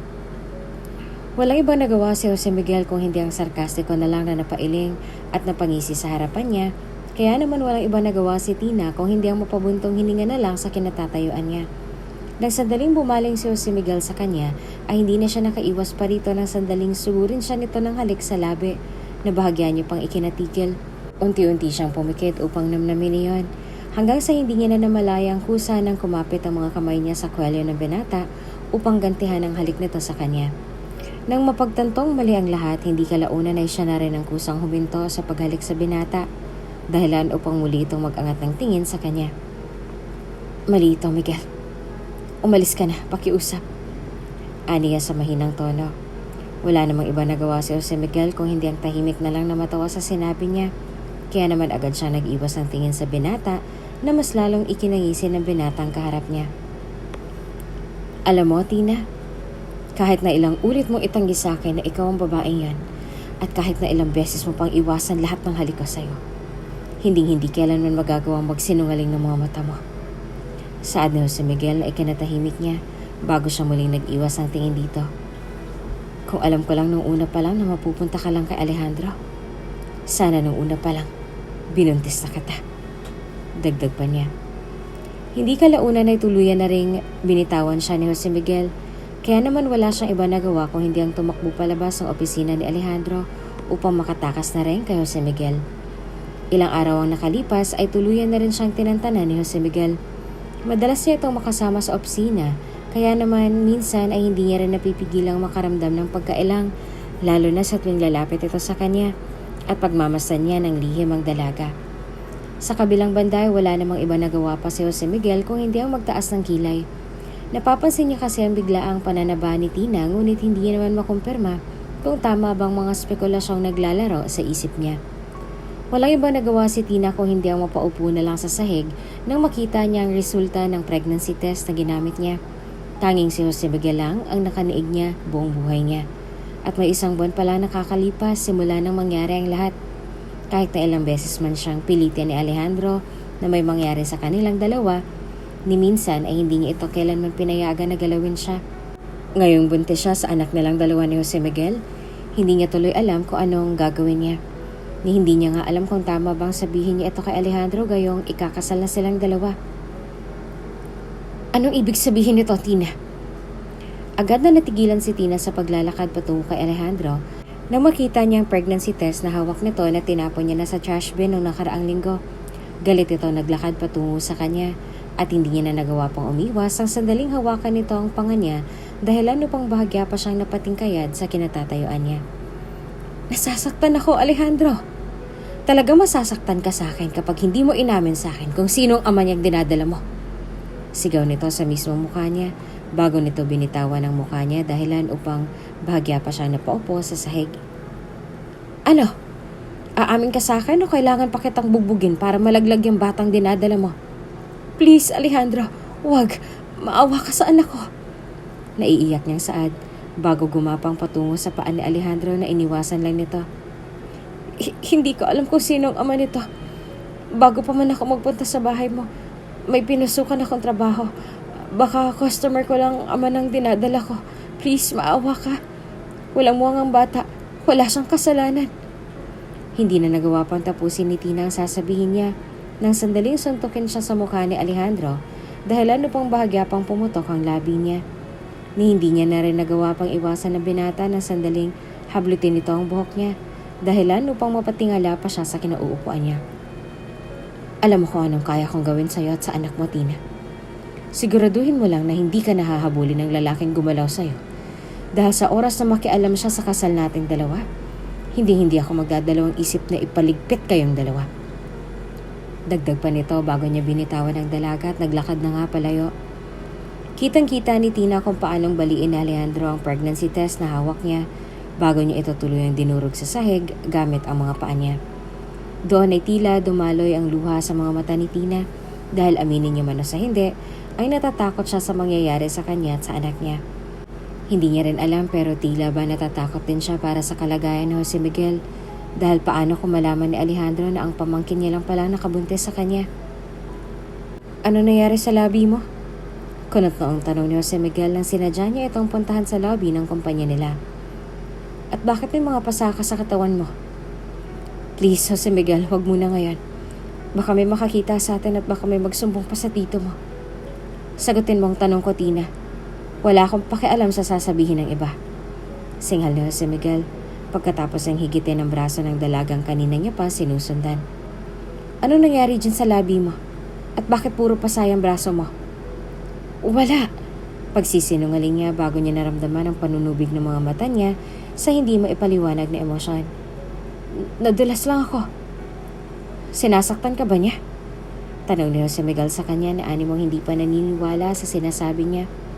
Sa halip na sumagot ay walang iba nagawa si Tina kung hindi ang mag-iwas ng tingin sa kanya at agad na binawi ang kamay niya mula sa pagkakahawak ni Jose Miguel sa kanya. Kahit na hindi umamin si Tina sa kanya, ay mukhang may ideya na rin siya sa nangyari sa dalaga, kaya naman wala siyang ibang nagawa kung hindi ang kunot noon na lang na mag-iwas ng tingin dito. Pwede ba ako mag-request sa'yo, Jose Miguel? Tanong ni Tina nang sandaling makalabas sila sa lobby. Pwede bang huwag mo na kaming guguluhin ni Alejandro? Please, parang awa mo na Hayaan mo na kami magpakasal at mamuhay ng tahimik. Kung ano man ang namagitan sa atin ng una, sana hanggang doon lang ang lahat ng yan. Bakit naman? Natatawang tanong ni Jose Miguel sa kanya na hindi niya kinibo. Dahil ba sa mahal mo siya? Kung mahal ka niya, hindi ka niya magagawang saktan, Tina. Utang na loob, gumising ka naman. Hindi niya nga ako sinaktan, Jose Miguel. Dahil na aksidente ako, okay? Aksidente ang lahat. Lahat ng pasa at sugat sa katawan ko, lahat ng yon, aksidente lang. Dagdag pa ni Tina bago siya nag-iwas ng tingin sa binata at tuluyan na nga itong iniwan sa lugar na yon. Sa mga sumunod na araw ay walang iba nagawa si Tina kung hindi ang dumalo sa isang community service. Gustuhin niya mangtanggihan ang bilin ni Alejandro na pumalit sa kanya habang wala siya, hindi niya rin naman magawang tumanggi dahil walang magre-representa sa kanilang dalawa. Wala si Alejandro kaya naman bahagya pa siyang nakahinga na maluwag. Ang buong akala niya ay magiging tahimik na ang buo niyang maghapon ng araw na yon. Ngunit agad siyang nakaramdam ng pagkagitla nang makita niya si Jose Miguel sa dagat ng mga taong dumalo sa community service na yon. Ano? Huwag ka mag-alala dahil wala akong planong guluhin ka. Sad ni Jose Miguel sa kanya na ikinatahimik niya. Nagiwas ito ng tingin sa kanya bago nagpatuloy sa ginagawang pamimigay ng repacked goods. Nandito lang ako sa pakiusap ni Lola. Alam niya kasi na ikaw lang nandito kaya hindi na ako nagdalawang isipan na pumayag sa kagustuhan niya. Salamat. Sagot niya na hindi naman ito kinibo. Sa totoo lang ay ayaw talagang dumalo ni Tina sa community service na yon sa kadahilan ng masamang pakiramdam niya ng araw na yon. Hindi niya alam kung bakit pero para bang nagdidilim ang paningin niya. Wala naman siyang sakit ng mga oras na yon kaya naman natitiyak niyang marahil ay dahil sa init kaya naman ganon ang nararamdaman niya ngayon. Tina, tumawag sa akin ang mommy at ang sabi niya. Hindi niya na nagawa pang pakinggan ang sinasabi ni Jose Miguel nang sandaling bumagsak siya sa sahig at mawala ng malay. Agad na nagtilian ng mga taong naroroon habang si Jose Miguel naman ay walang ibang nagawa kung hindi ang ikalong sa bisig niyang dalaga. Tina, okay ka lang ba? Naririnig mo ba ako? Patuloy lang siya sa pagtapik sa dalaga at nang hindi man lang ito nag-respond sa lahat ng tawag niya, agad na siya nagpatawag ng ambulansya upang maitakbo na rin sa ospital si Tina. Hindi na rin naman nagtaka pa si Tina nang sandaling magbulat siya ng mga mata at ang kisame agad sa ospital ang bumungad sa mga mata niya nang sandaling magising siya. Namumungay pa ang mga mata niya nang bumaling sa kabuuan ng kwarto at halos bumalik siya sa wisyo nang sandaling makita niya si Jose Miguel na ngayon ay tahimik lang na nakaupo sa gilid niya. Jose Miguel, tawag niya rito dahil lalo pang kunot na itong bumaling ng tingin sa kanya. Ano nangyari? Nasaan ako? Walang iba nagawa si Jose Miguel kung hindi ang bumuntong hininga bago niya inalalayan ng dalaga na maupo sa kamang kinahihigaan nito. Naririto ka sa ospital at sinugod ka kanina dahil nawalan ka ng malay. Aniya sa dalaga na tahimik naman itong ikinatango. Huwag ka munang magkikikilos ngayon, baka makasama yan sa batang dinadala mo. Nang dahil sa narinig ay unti-unting namilog ang mga mata ni Tina bago siya bumaling sa binata. Napansin naman ni Jose Miguel ang reaksyon niya kaya naman hindi na siya nagdalawang isipan na bumaling sa dalaga. Sinong ama ng dinadala mo, Tina? Paano mo nalamang buntis ako? Doktor na mismo ang nagsabi sa akin. Sagot ni Jose Miguel bago seryosong bumaling sa dalaga na ikinalunok na lang nito sa labis na pagkabahala. Umamin ka nga sa akin, Tina. Ako bang ama ng dinadala mo? Imposibleng si Alejandro ang ama niyan dahil hindi pa kayo magkakilala nung nagkakilala tayong dalawa. May isang buwan na simula nung nangyari sa ating dalawa kaya alam ko. Sorry. Gulat na bumaling si Jose Miguel sa kanya dahilan upang mas lalo lang namangamba si Tina. Hindi na rin naman siya nagulat pa nang makita niya kung paanong lumuha si Tina sa mismong harapan niya na ikinatiim na rin ang bagang niya. Please, hayaan mo ako magpakasal kay Alejandro, okay? Ito na lang natitirang paraan na naiisip ko para lang irespeto ang alaala ko sa nanay ko. May iba pang paraan para dyan sa mga sinasabi mo, Tina. Hindi sa paraang ganito. Dismayadong saad niya si Miguel na ikinatikom ng bibig niya. At talagang gusto mo pang magpakasal sa lalaking yan, ha? Bakit? Kapag ba nagpakasal ka sa kanya, tingin mo ba may mabubuo kang magandang memory sa kanya? Christina, maganda ka. At alam kong matalino ka. Pero bakit ganito ang paraang naiisip mo? Memories. Bagya siyang natawa sa mas lalong ikinaiwas ang tingin ni Tina sa kanya. Good memories bang matatawag kung mawawalan ka ng future sa kanya? Wala kang future sa kanya, Tina. Kilala ko siya, Christina. At alam kong mali lahat ng ideyang nabubuo dyan sa isip mo. Kilalang kilala ko siya, Christina. Kilalang kilala ko si Alejandro. Dagdag pa niya. Mabuti na lang at hindi naman nakaabot kay Alejandro ang tungkol sa pagka-admit niya sa ospital, kaya naman kahit na papaano hindi na rin naman siya nagulat at nag-abala pang magpaliwanag sa binata. Mukhang wala rin itong kaide-ideya sa kung anumang namamagitan sa kanilang dalawa ni Jose Miguel, kaya naman kahit na ganoon ay makakahinga pa rin siya ng maluwag. Sa kabilang banda, pagkatapos malaman ni Jose Miguel na siya ang tatay ng dinadala ni Tina, kahit na walang kumpirmasyon mula sa dalaga, ay nagpatuloy pa rin siya sa pagsuporta rito mula sa malayo. Si Jose Miguel ang tumatayo sa likod niya sa tuwing kailangan niya ng suporta. Madalas niya rin kung iparamdam kay Tina na palagi siyang naroon sa mag-ina niya, kaya naman sa paglipas ng maraming linggo, tila ba mas lalo lang nahulog ang loob nila sa isa't isa. Mahal na mahal kita, Tina. Saad ni Jose Miguel bago niya hinalikan si Tina na ginantihan naman ito bilang sagot niya sa pag-amin ng binata sa kanya. Nang gabing yon ay may nangyaring muli sa kanilang dalawa. Ang buong akala ni Jose Miguel ay siya nang pinili ng dalaga. Ngunit nang sandaling magising siya kinabukasan at wala ng dalaga sa tabi niya, doon niya lang napagtanto na marahil nga ay talagang walang-wala siyang binatbat kay Alejandro. May nakita siyang sulat sa bedside table, kaya naman agad niya itong binasa. Hindi na rin naman siya nagtaka pa nang makita niyang sulat iyon ni Tina sa kanya na nagsasabing patawad at hindi niya kayang ituloy ang relasyon na lang yon. Sa halip na tapusin ang liham sa kanya ng dalaga, walang ibang nagawa si Jose Miguel kung hindi ang mapangisin na lang bago niya pinunit ang papel na yon. Mahirap para sa kanya dahil hindi niya kayang bitawan ng mag-ina niya. Alam niyang walang future si Tina sa kamay ni Alejandro, kaya naman bahagya pa siyang nadismaya sa desisyon ng dalaga. Ika nga nila, walang sikretong hindi nabubunyag. Nang sandaling makarating kay Alejandro na si Jose Miguel ang ama ng dinadala ni Tina, hindi na siya nagdalawang isipan na hatakin ng dalaga at itulak pahiga sa kama na ikinapikit naman ito. Walang iba nagawa si Tina kung hindi ang sumigaw, lalo na magsimula si Alejandro na hubaran siya na ikinapitlag niya mula sa pagkakahiga. Alejandro, ano ba? Sa halip na tumigil ay walang iba nagawa si Alejandro kung hindi ang madalim na bumaling ng tingin sa kanya, kasabay ng pagsampal niya sa dalaga na ikinahilo naman ito. Ang akala mo ba hindi makakarating sa akin ang tungkol sa sekreto niyong dalawa ni Jose Miguel? Nang tang-inang hayop na yan, ang ama ng dinadala mo. Anong tingin mo sa akin? Bobo? Sigaw nito kasabay ng paulit-ulit na pagsampal kay Tina na halos ikawalan nito ng malay.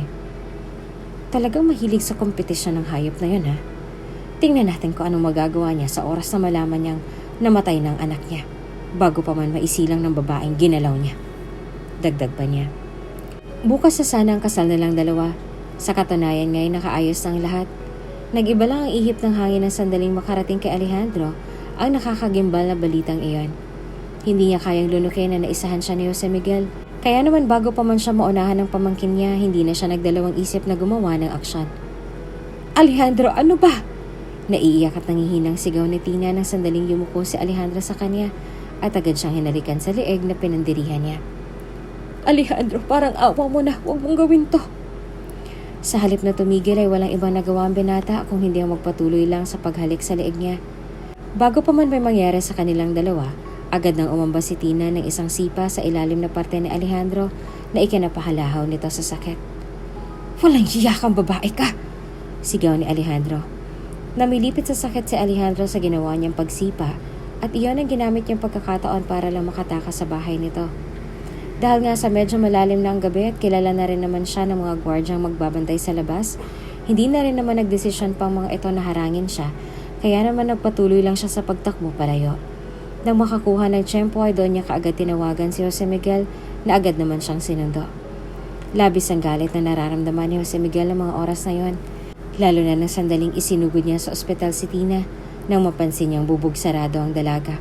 Mabilis na kumalat ang balita, kaya naman hindi na rin naman siya lang nagtaka pa nang sandaling makita nila sa news headline ang tungkol sa nangyari kay Tina. "Sinaktan mo si Katrina?" Sigaw ng tatay niya, dahilan upang galit na bumaling ng tingin si Alejandro rito. "Alam mo ba kung anong pwedeng mangyari sa negosyo natin nang dahil dyan sa ginawa mo?" "Alam ko ang ginawa ko, Dad." "Alam mo?" Naghihisteryang sigaw ng kapatid niya, na ito naman ang sumugod ng sapok sa ulo niya na ikinatiim niya na lang ng bagang. "Muntik ka nang pumatay ng tao, Alejandro. Inuulit mo na naman kung anong ginawa mo na. Pwede bang huwag ka nang makisawsaw?" Singhal niya sa kapatid niya na ikinamilog ng mga mata nito sa gulat. "Palagi ka na lang sumasawsaw eh. Wala ka nang ibang ginawa kung hindi ang sumawsaw sa lahat ng mga ginagawa ko." "Talagang sasawsaw ako dahil ikaw tong nasa mali, Alejandro. Pati anak ko nadadamay sa mga kagaguhan mo." Sigaw nito sa kanya na ikinapikit niya na lang ng mariin. "Ano nang plano mo niyan? Sirang-sira ng pangalan ng pamilya natin. May nag-aagaw buhay sa ospital. Pagkatapos ang anak ko, he's nowhere to find. Wala ka nang ibang dinala sa pamilyang to kung hindi ang sakit ng ulo." "Tama ang kapatid mo, Alejandro." Sabat ng nanay niya, dahilan upang seryoso siyang bumaling ng tingin dito. "Gusto kong ayusin mo ang lahat, anak." Anito bago ngumiti sa kanya. Nang sandaling makaalis sa lugar na yon, walang ibang nagawa si Alejandro kung hindi ang mabubugnot na tinapon at binasag lahat ng vase na nakita niya sa gilid ng poolside. Nang mahimasmasan ay tsaka lang siya tumigil at nangako sa sarili niya. "Gusto niya ba talaga ng gulo, ha?" Aniya bago ngumiti, nang nakakaloko habang masamang nakatitig sa kawalan. "Ibibigay ko sa'yo ang gulong hinahanap niyo. Isinusumpa ko yan, Jose Miguel. Isinusumpa ko." Nang sandaling gumising si Tina ay hindi na rin naman siya nagtaka pa na mapagtanto niyang nasa ospital na siya ngayon. Hanggang ngayon ay masakit pa rin ang katawan niya nang dahil sa pambubugbog ni Alejandro. Kaya naman nang makita niya si Jose Miguel sa gilid niya at walang ibang ginawa kung hindi ang yumuko, doon lang siya nagkaroon ng pagkakataong kuhain ng atensyon nito. "Gising ka na, Tina. Ang anak ko." Mahina niyang sambit bago gumuhit ang luha sa mga mata niya. "Kamusta ang anak ko, Jose Miguel? Nawala na ba sa akin ang anak ko?" "Huwag kang mag-alala dahil sabi ng doktor, ligtas ng anak natin." Sagot ni Jose Miguel sa kanya bago niya hinawakan ang kamay ng dalaga. "Gusto kong magpagaling ka, Tina. Sa oras na makarecover ka, hindi na ako magdadalawang isipan na itanan ka." Pero paano ang tito mo?" "Cancelled ng kasal ninyong dalawa." Aniya bago siya bumuntong hininga at umiling na lang sa dalaga. Kalat na sa buong social media ang ginawa niya. Nagkaroon din siya ng conference meeting kanina kasama ang buong media. Binabaliktad niya tayo. "Anong ibig mong sabihin, Jose Miguel?" "Hindi ko alam." Mahina niyang sabit na para bang hirap na hirap magpaliwanag sa dalaga. "Tsaka na lang natin pag-usapan ng tungkol sa bagay na to. Sa ngayon na magpagaling ka na muna." Habang abala si Tina sa pagpapagaling, si Jose Miguel ang umasikaso sa kanya sa recovery niya. Sa kabilang banda, wala namang nagawa si Alejandro kung hindi ang kumilos. Wala na siyang pakialam sa kung sinong masasagasaan niya sa gagawin niya. Ang tanging gusto niya na lang ng mga oras na yon ay ang maisalba ang sarili niya, at nang sa ganon ay malinis din ang pangalan niyang tila ba nagkaroon ng lamat simula nang pumutok ang balita tungkol sa nangyari kay Tina sa ospital. "Ang galing mo rin, ano?" Singhal ang kapatid niya nang muli naman siya nitong sinugod sa rest house na pagmamay-ari niya. "Para lang maisalba mo ang sarili mo, magagawa mong ilagay sa alanganin ng pamangkin mo. Wala kang pakialam, Chas. At huwag kang maging bias sa aming dalawa ng anak mo." Singal niya sa kapatid na hindi naman ito makapaniwalang inismeran. "Hindi porket anak mo ang gagong yan, pwede mo na siyang konsintihin at lahat ng kamalian niya." Sa halip na sumagot ay walang ibang nagawa ang kapatid niya kung hindi ang ngumisi. Base sa reaksyon nito, para bang may naaalala ito sa sinabi niya ngayon. "Kung alam ko lang talaga na magiging ganyan ang ugali mo. Sana pala, pinagsabihin ko ng anak ko nung una pa lang." Saad nito na ikinakunot ang noo. "Kung alam mo lang, Alejandro, sobrang taas ng tingin sa'yo ng anak ko. Kahit na ilang beses ko siyang hilahin palayo sa'yo, paulit-ulit lang siyang lumalapit. Alam mo ba kung anong ginagawa ng mga kaibigan mo dyan sa anak ko? Alam mo ba? Hindi. Seryosong sagot niya na ikinahinga na lang nito ng malalim. At wala akong pakialam. Gagawin kong lahat na makakaya ko para lang mabulok sa kulungan yung anak mo.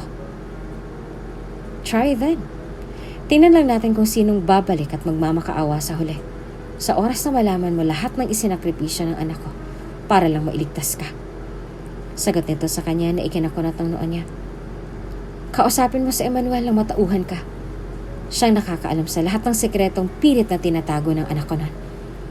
Dagdag pa nito, bago siya nito inismeran na tuluyang iniwan sa lugar na yon. Wala namang iba nagawa si Alejandro kung hindi ang balikan lahat ng masasayang alaala niya kay Jose Miguel noong mapag-isa na siya ng mga oras na yon. Hindi niya may pagkakailang sobrang lapit nila sa isa't isa noon pa man. Dahil nga sa 3 taon ng agwat ng edad nila sa isa't isa, tila ba naging sandigan nila ang bawat isa sa tuwing may problema sila. Para silang magkaibigan na hindi kailanman kayang paghiwalayin ng kung sino man, tulad ng sinasabi ng kapatid niya kanina. Nagbago lang lahat simula nang pumutok ang issue niya tungkol sa paggamit ng bawal na gamot noon. Halos itakwil siya ng mga magulang niya nang malaman ng mga ito na gumagamit siya ng bawal na gamot kasamang mga kaibigan niya.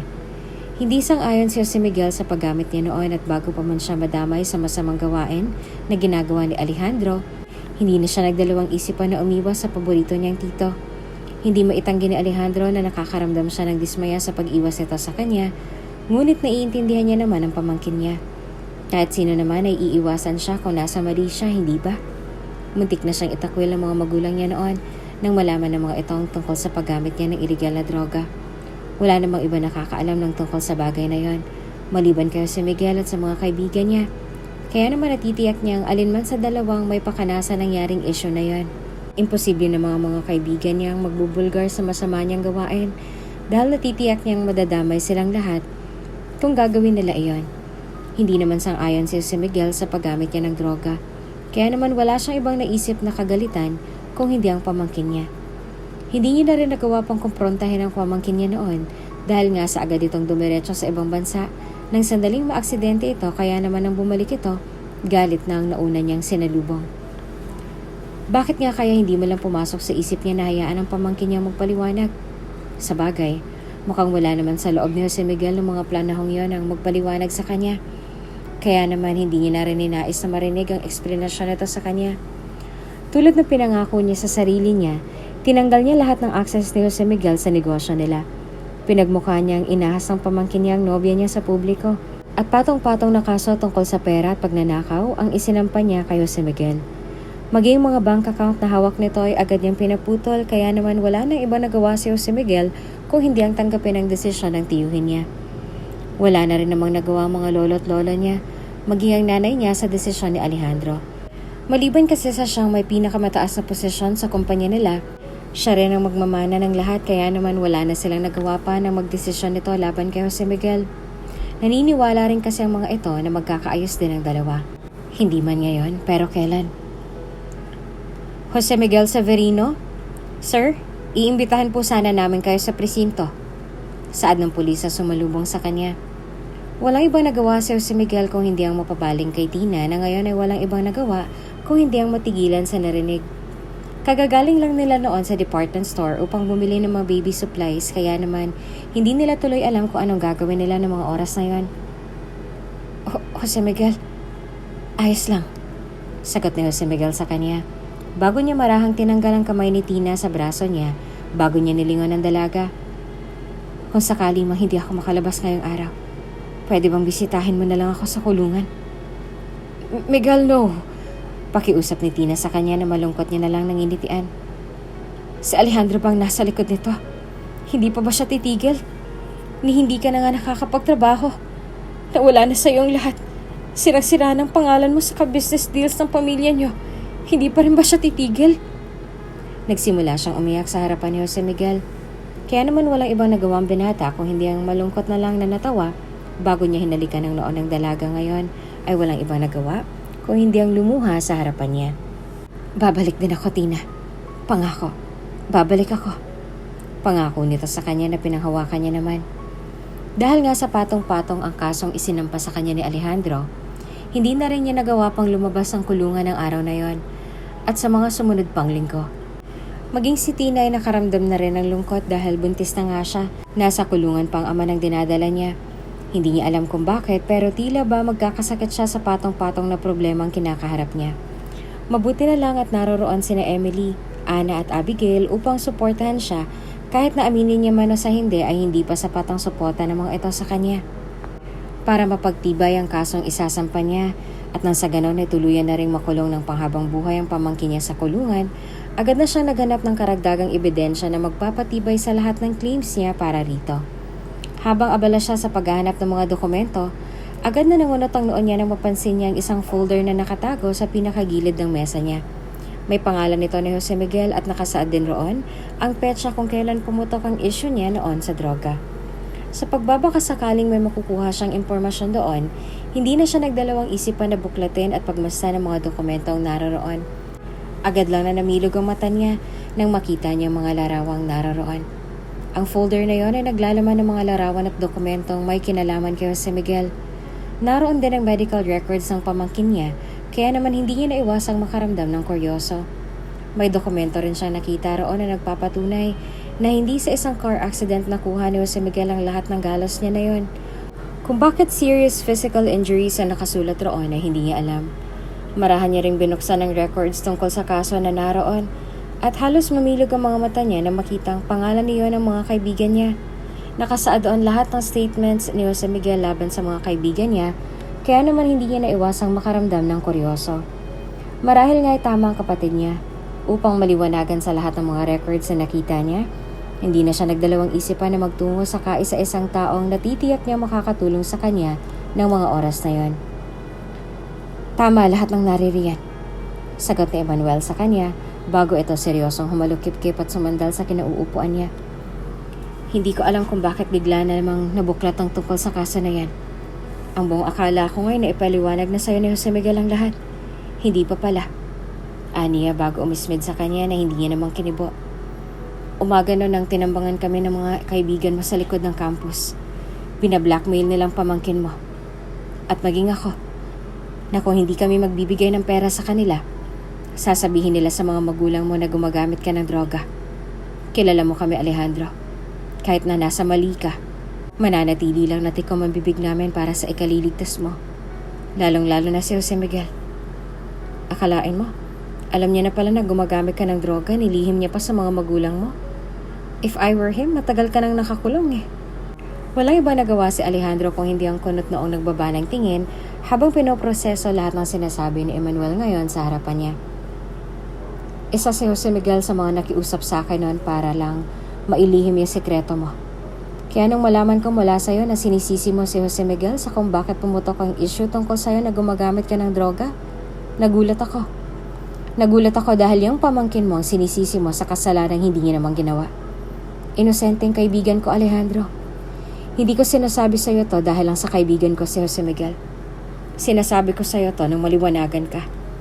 Mahaba niyang sabit bago mumali ng tingin sa kanya. Iyang mga kaibigan mong dahilan sa kung bakit nalaman ng mga magulang mong tungkol sa dirty little secrets mo. Iyang mga kaibigan mo ang nasa likod sa aksidente ni Jose Miguel noon. Iyang mga kaibigan mo ang utak sa muntikan ng pagkamatay ng kaibigan ko. Sinubukan kong umamin sa'yo noon nang malaman kong sinisisi mo si Jose Miguel. Pero alam mo ba kung bakit hindi ko ginawa, Alejandro? Dahil nakiusap sa akin ng kaibigan ko. Bumuntong hininga naman si Emmanuel sa upuan niya bago muling seryosong bumaling ng tingin sa kanya. Iniidolo ka ni Jose Miguel noon pa man. Ginawa niyang lahat ng makakaya niya para lang maitago yung lihim mo. Ginawa niyang lahat para lang maprotektahan ka. Pagkatapos ay ganito lang igaganti mo sa kanya ngayon? Ang panghabang buhay na makulong? Hindi ko alam lahat, Eman. Ngayon ko lang nalaman ang lahat.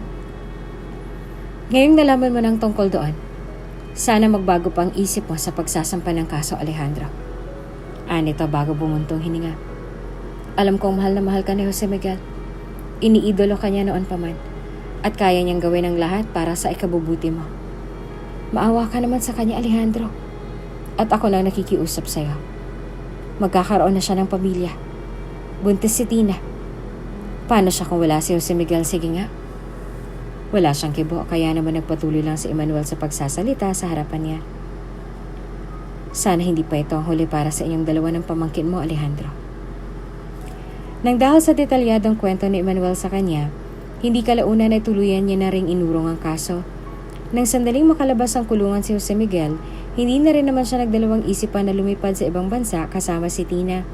Ayaw niyang manganak sa ganoong klase ng sitwasyon si Tina. Hanggat maaari, ay gusto niyang maibigay sa mag-ina niya lahat ng mga bagay na hindi niya naibigay rito noon. Kaya naman ngayong nasa kabuanan na si Tina, hindi na siya nagdalawang isipan na ibigay sa dalaga ang lahat. Abala silang dalawa sa pagluluto ng para sa umagahan nila ng oras na yon, nang sandaling makarinig sila ng katok mula sa labas ng pintuan ng bahay nila. Nakangiti si Tina nang pinagbuksan niya ng pintuan ng kumatok, at halos mawalang ngiti sa labi niya nang makita niyang si Alejandro iyon. Alejandro? Kamusta ka na? Mahinang tanong ni Alejandro bago niya ipinakita ang mga prutas na dala niya. May dala akong prutas at pasalubong. Sino yan, love? Boses ni Jose Miguel. Natigilan sa paglapit si Jose Miguel nang makita niyang tiyuhin niya na ngayon ay walang ibang nagawa kung hindi ang panis na ngumiti sa kanya. Wala siyang ibang nagawa kung hindi ang lumapit sa pintuan, kahit nagdadalawang isip pa siya sa pagtanggap sa tito niya. May ilang buwan nang nakalilipas simula nang huli niya itong makita, kaya naman hindi niya naiwasang magulat nang makita ulit ito ngayon. Anong ginagawa mo rito? Gusto ko lang namang bumisita, sagot ni Alejandra sa kanya, dahilan upang bahagya pa silang magkatinginan ni Tina. Okay lang naman kung hindi niyo ako tatanggapin, naiintindihan ko naman. Pasok ka. Nahiya sambit ni Tina bago niya niluwagan ng pinto para sa kanya na panis niyang ikinangiti. Nasa hapag na sila noon at naghahanda na ng pagkain ng almusal ang nagdesisyon si Alejandro na buksan ang tungkol sa bagay na ipinunta niya rito. Sinadya niya pong magtungo sa ibang bansa para lang makausap ng masinsina ng pamangkin at asawa nitong may kalahating taon niya na ring hindi nakakausap. Masaya akong makitang magkasundo kayong dalawa at mukhang nagmamahalan. Saad niya na ikinapula ng mukha ng dalawa. Nagpunta nga pala ako rito para humingi ng paumanhin sa lahat ng nangyari. Bumaling siya kay Jose Miguel na ngayon ay wala nang ibang nagawa kung hindi ang bumaling ng tingin sa kanya. Alam kong huli na ang lahat para sa kapatawaran mo at naiintindihan din kita kung hindi mo ako mapapatawad sa ngayon. Nagkamali ako noon dahil hindi mo lang kita hinayaang magpaliwanag. Nagkamali ako dahil hinusgahan kita agad. Nagalit ako sa iyo nang hindi ko man lang inaalam ang paliwanag mo. Matagal nang wala sa akin ng lahat ng yon, tito. At napatawad na rin kita noon pa man. Sagot ni Jose Miguel sa kanya bago siya ngumiti kay Alejandro na ikinagilid naman ang mga luha nito. Kahit na hindi ka humingi ng tawad ngayon, papatawarin pa rin naman kita. Alam mo ba kung bakit? Dahil iniidolo kita. Mahal na mahal kita, tito. Mula noon hanggang ngayon. Ikaw pa rin yung Alejandro ang tinitingala ako nun. You're my favorite, tito. And alam kong alam mo yan. Nang dahil sa narinig ay bahagyang natawa at napailing na lang si Alejandro. Hindi kalauna na hindi niya na rin napigilang mapaiyak sa narinig, kaya naman walang ibang nagawa ang dalawa kung hindi ang tumayo at yumakap sa kanya upang aruin siya sa pag-iyak. Hindi rin nagtagal ay tuluyan na rin siyang umalis, kaya naman nang sandaling maiwan ang dalawa, hindi na rin naman nagawa pang pigilan ni Tina ang bumaling ng tingin sa asawa niya. Ang buong akala ko talaga hindi mo na siya mapapatawad sa lahat ng ginawa niya. Saad ni Tina dahilan upang lumingon si Jose Miguel sa kanya. Kung mahal at importante sa yung isang tao, kahit na ilang beses pa siyang magkamali, papatawarin mo pa rin siya kahit na anong mangyari. Sagot niya bago yumakap kay Tina na ikinangiti naman ito. Alejandro is my uncle. Hindi lang siya basta lang relative. He's my best friend and best buddy.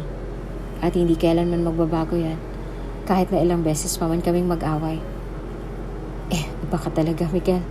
Bilib na bilib talaga ako sa'yo. Ngumiti si Jose Miguel sa kanya na ginantihan niya. Kaya nga mahal na mahal mo ako, diba? Biro niya na sa halip na sagutin ay tinawanan na lamang ni Tina. Kung mahal mo ang isang tao kahit na ilang beses siyang magkamali sa'yo, at kahit na gaano pang kalalim ang sugat na dinulot nila sa'yo, papatawarin mo pa rin sila kahit na anong mangyari. Forgiveness, on the other hand, is an essential component of love. In any relationship, conflicts, misunderstandings, and mistakes are inevitable. At kahit na gaano pang kalalim ang sugat na dinulot nila sa'yo, magagawa mo pa rin sila mapatawad dahil ganong kalalim ang pagmamahal mo sa kanila.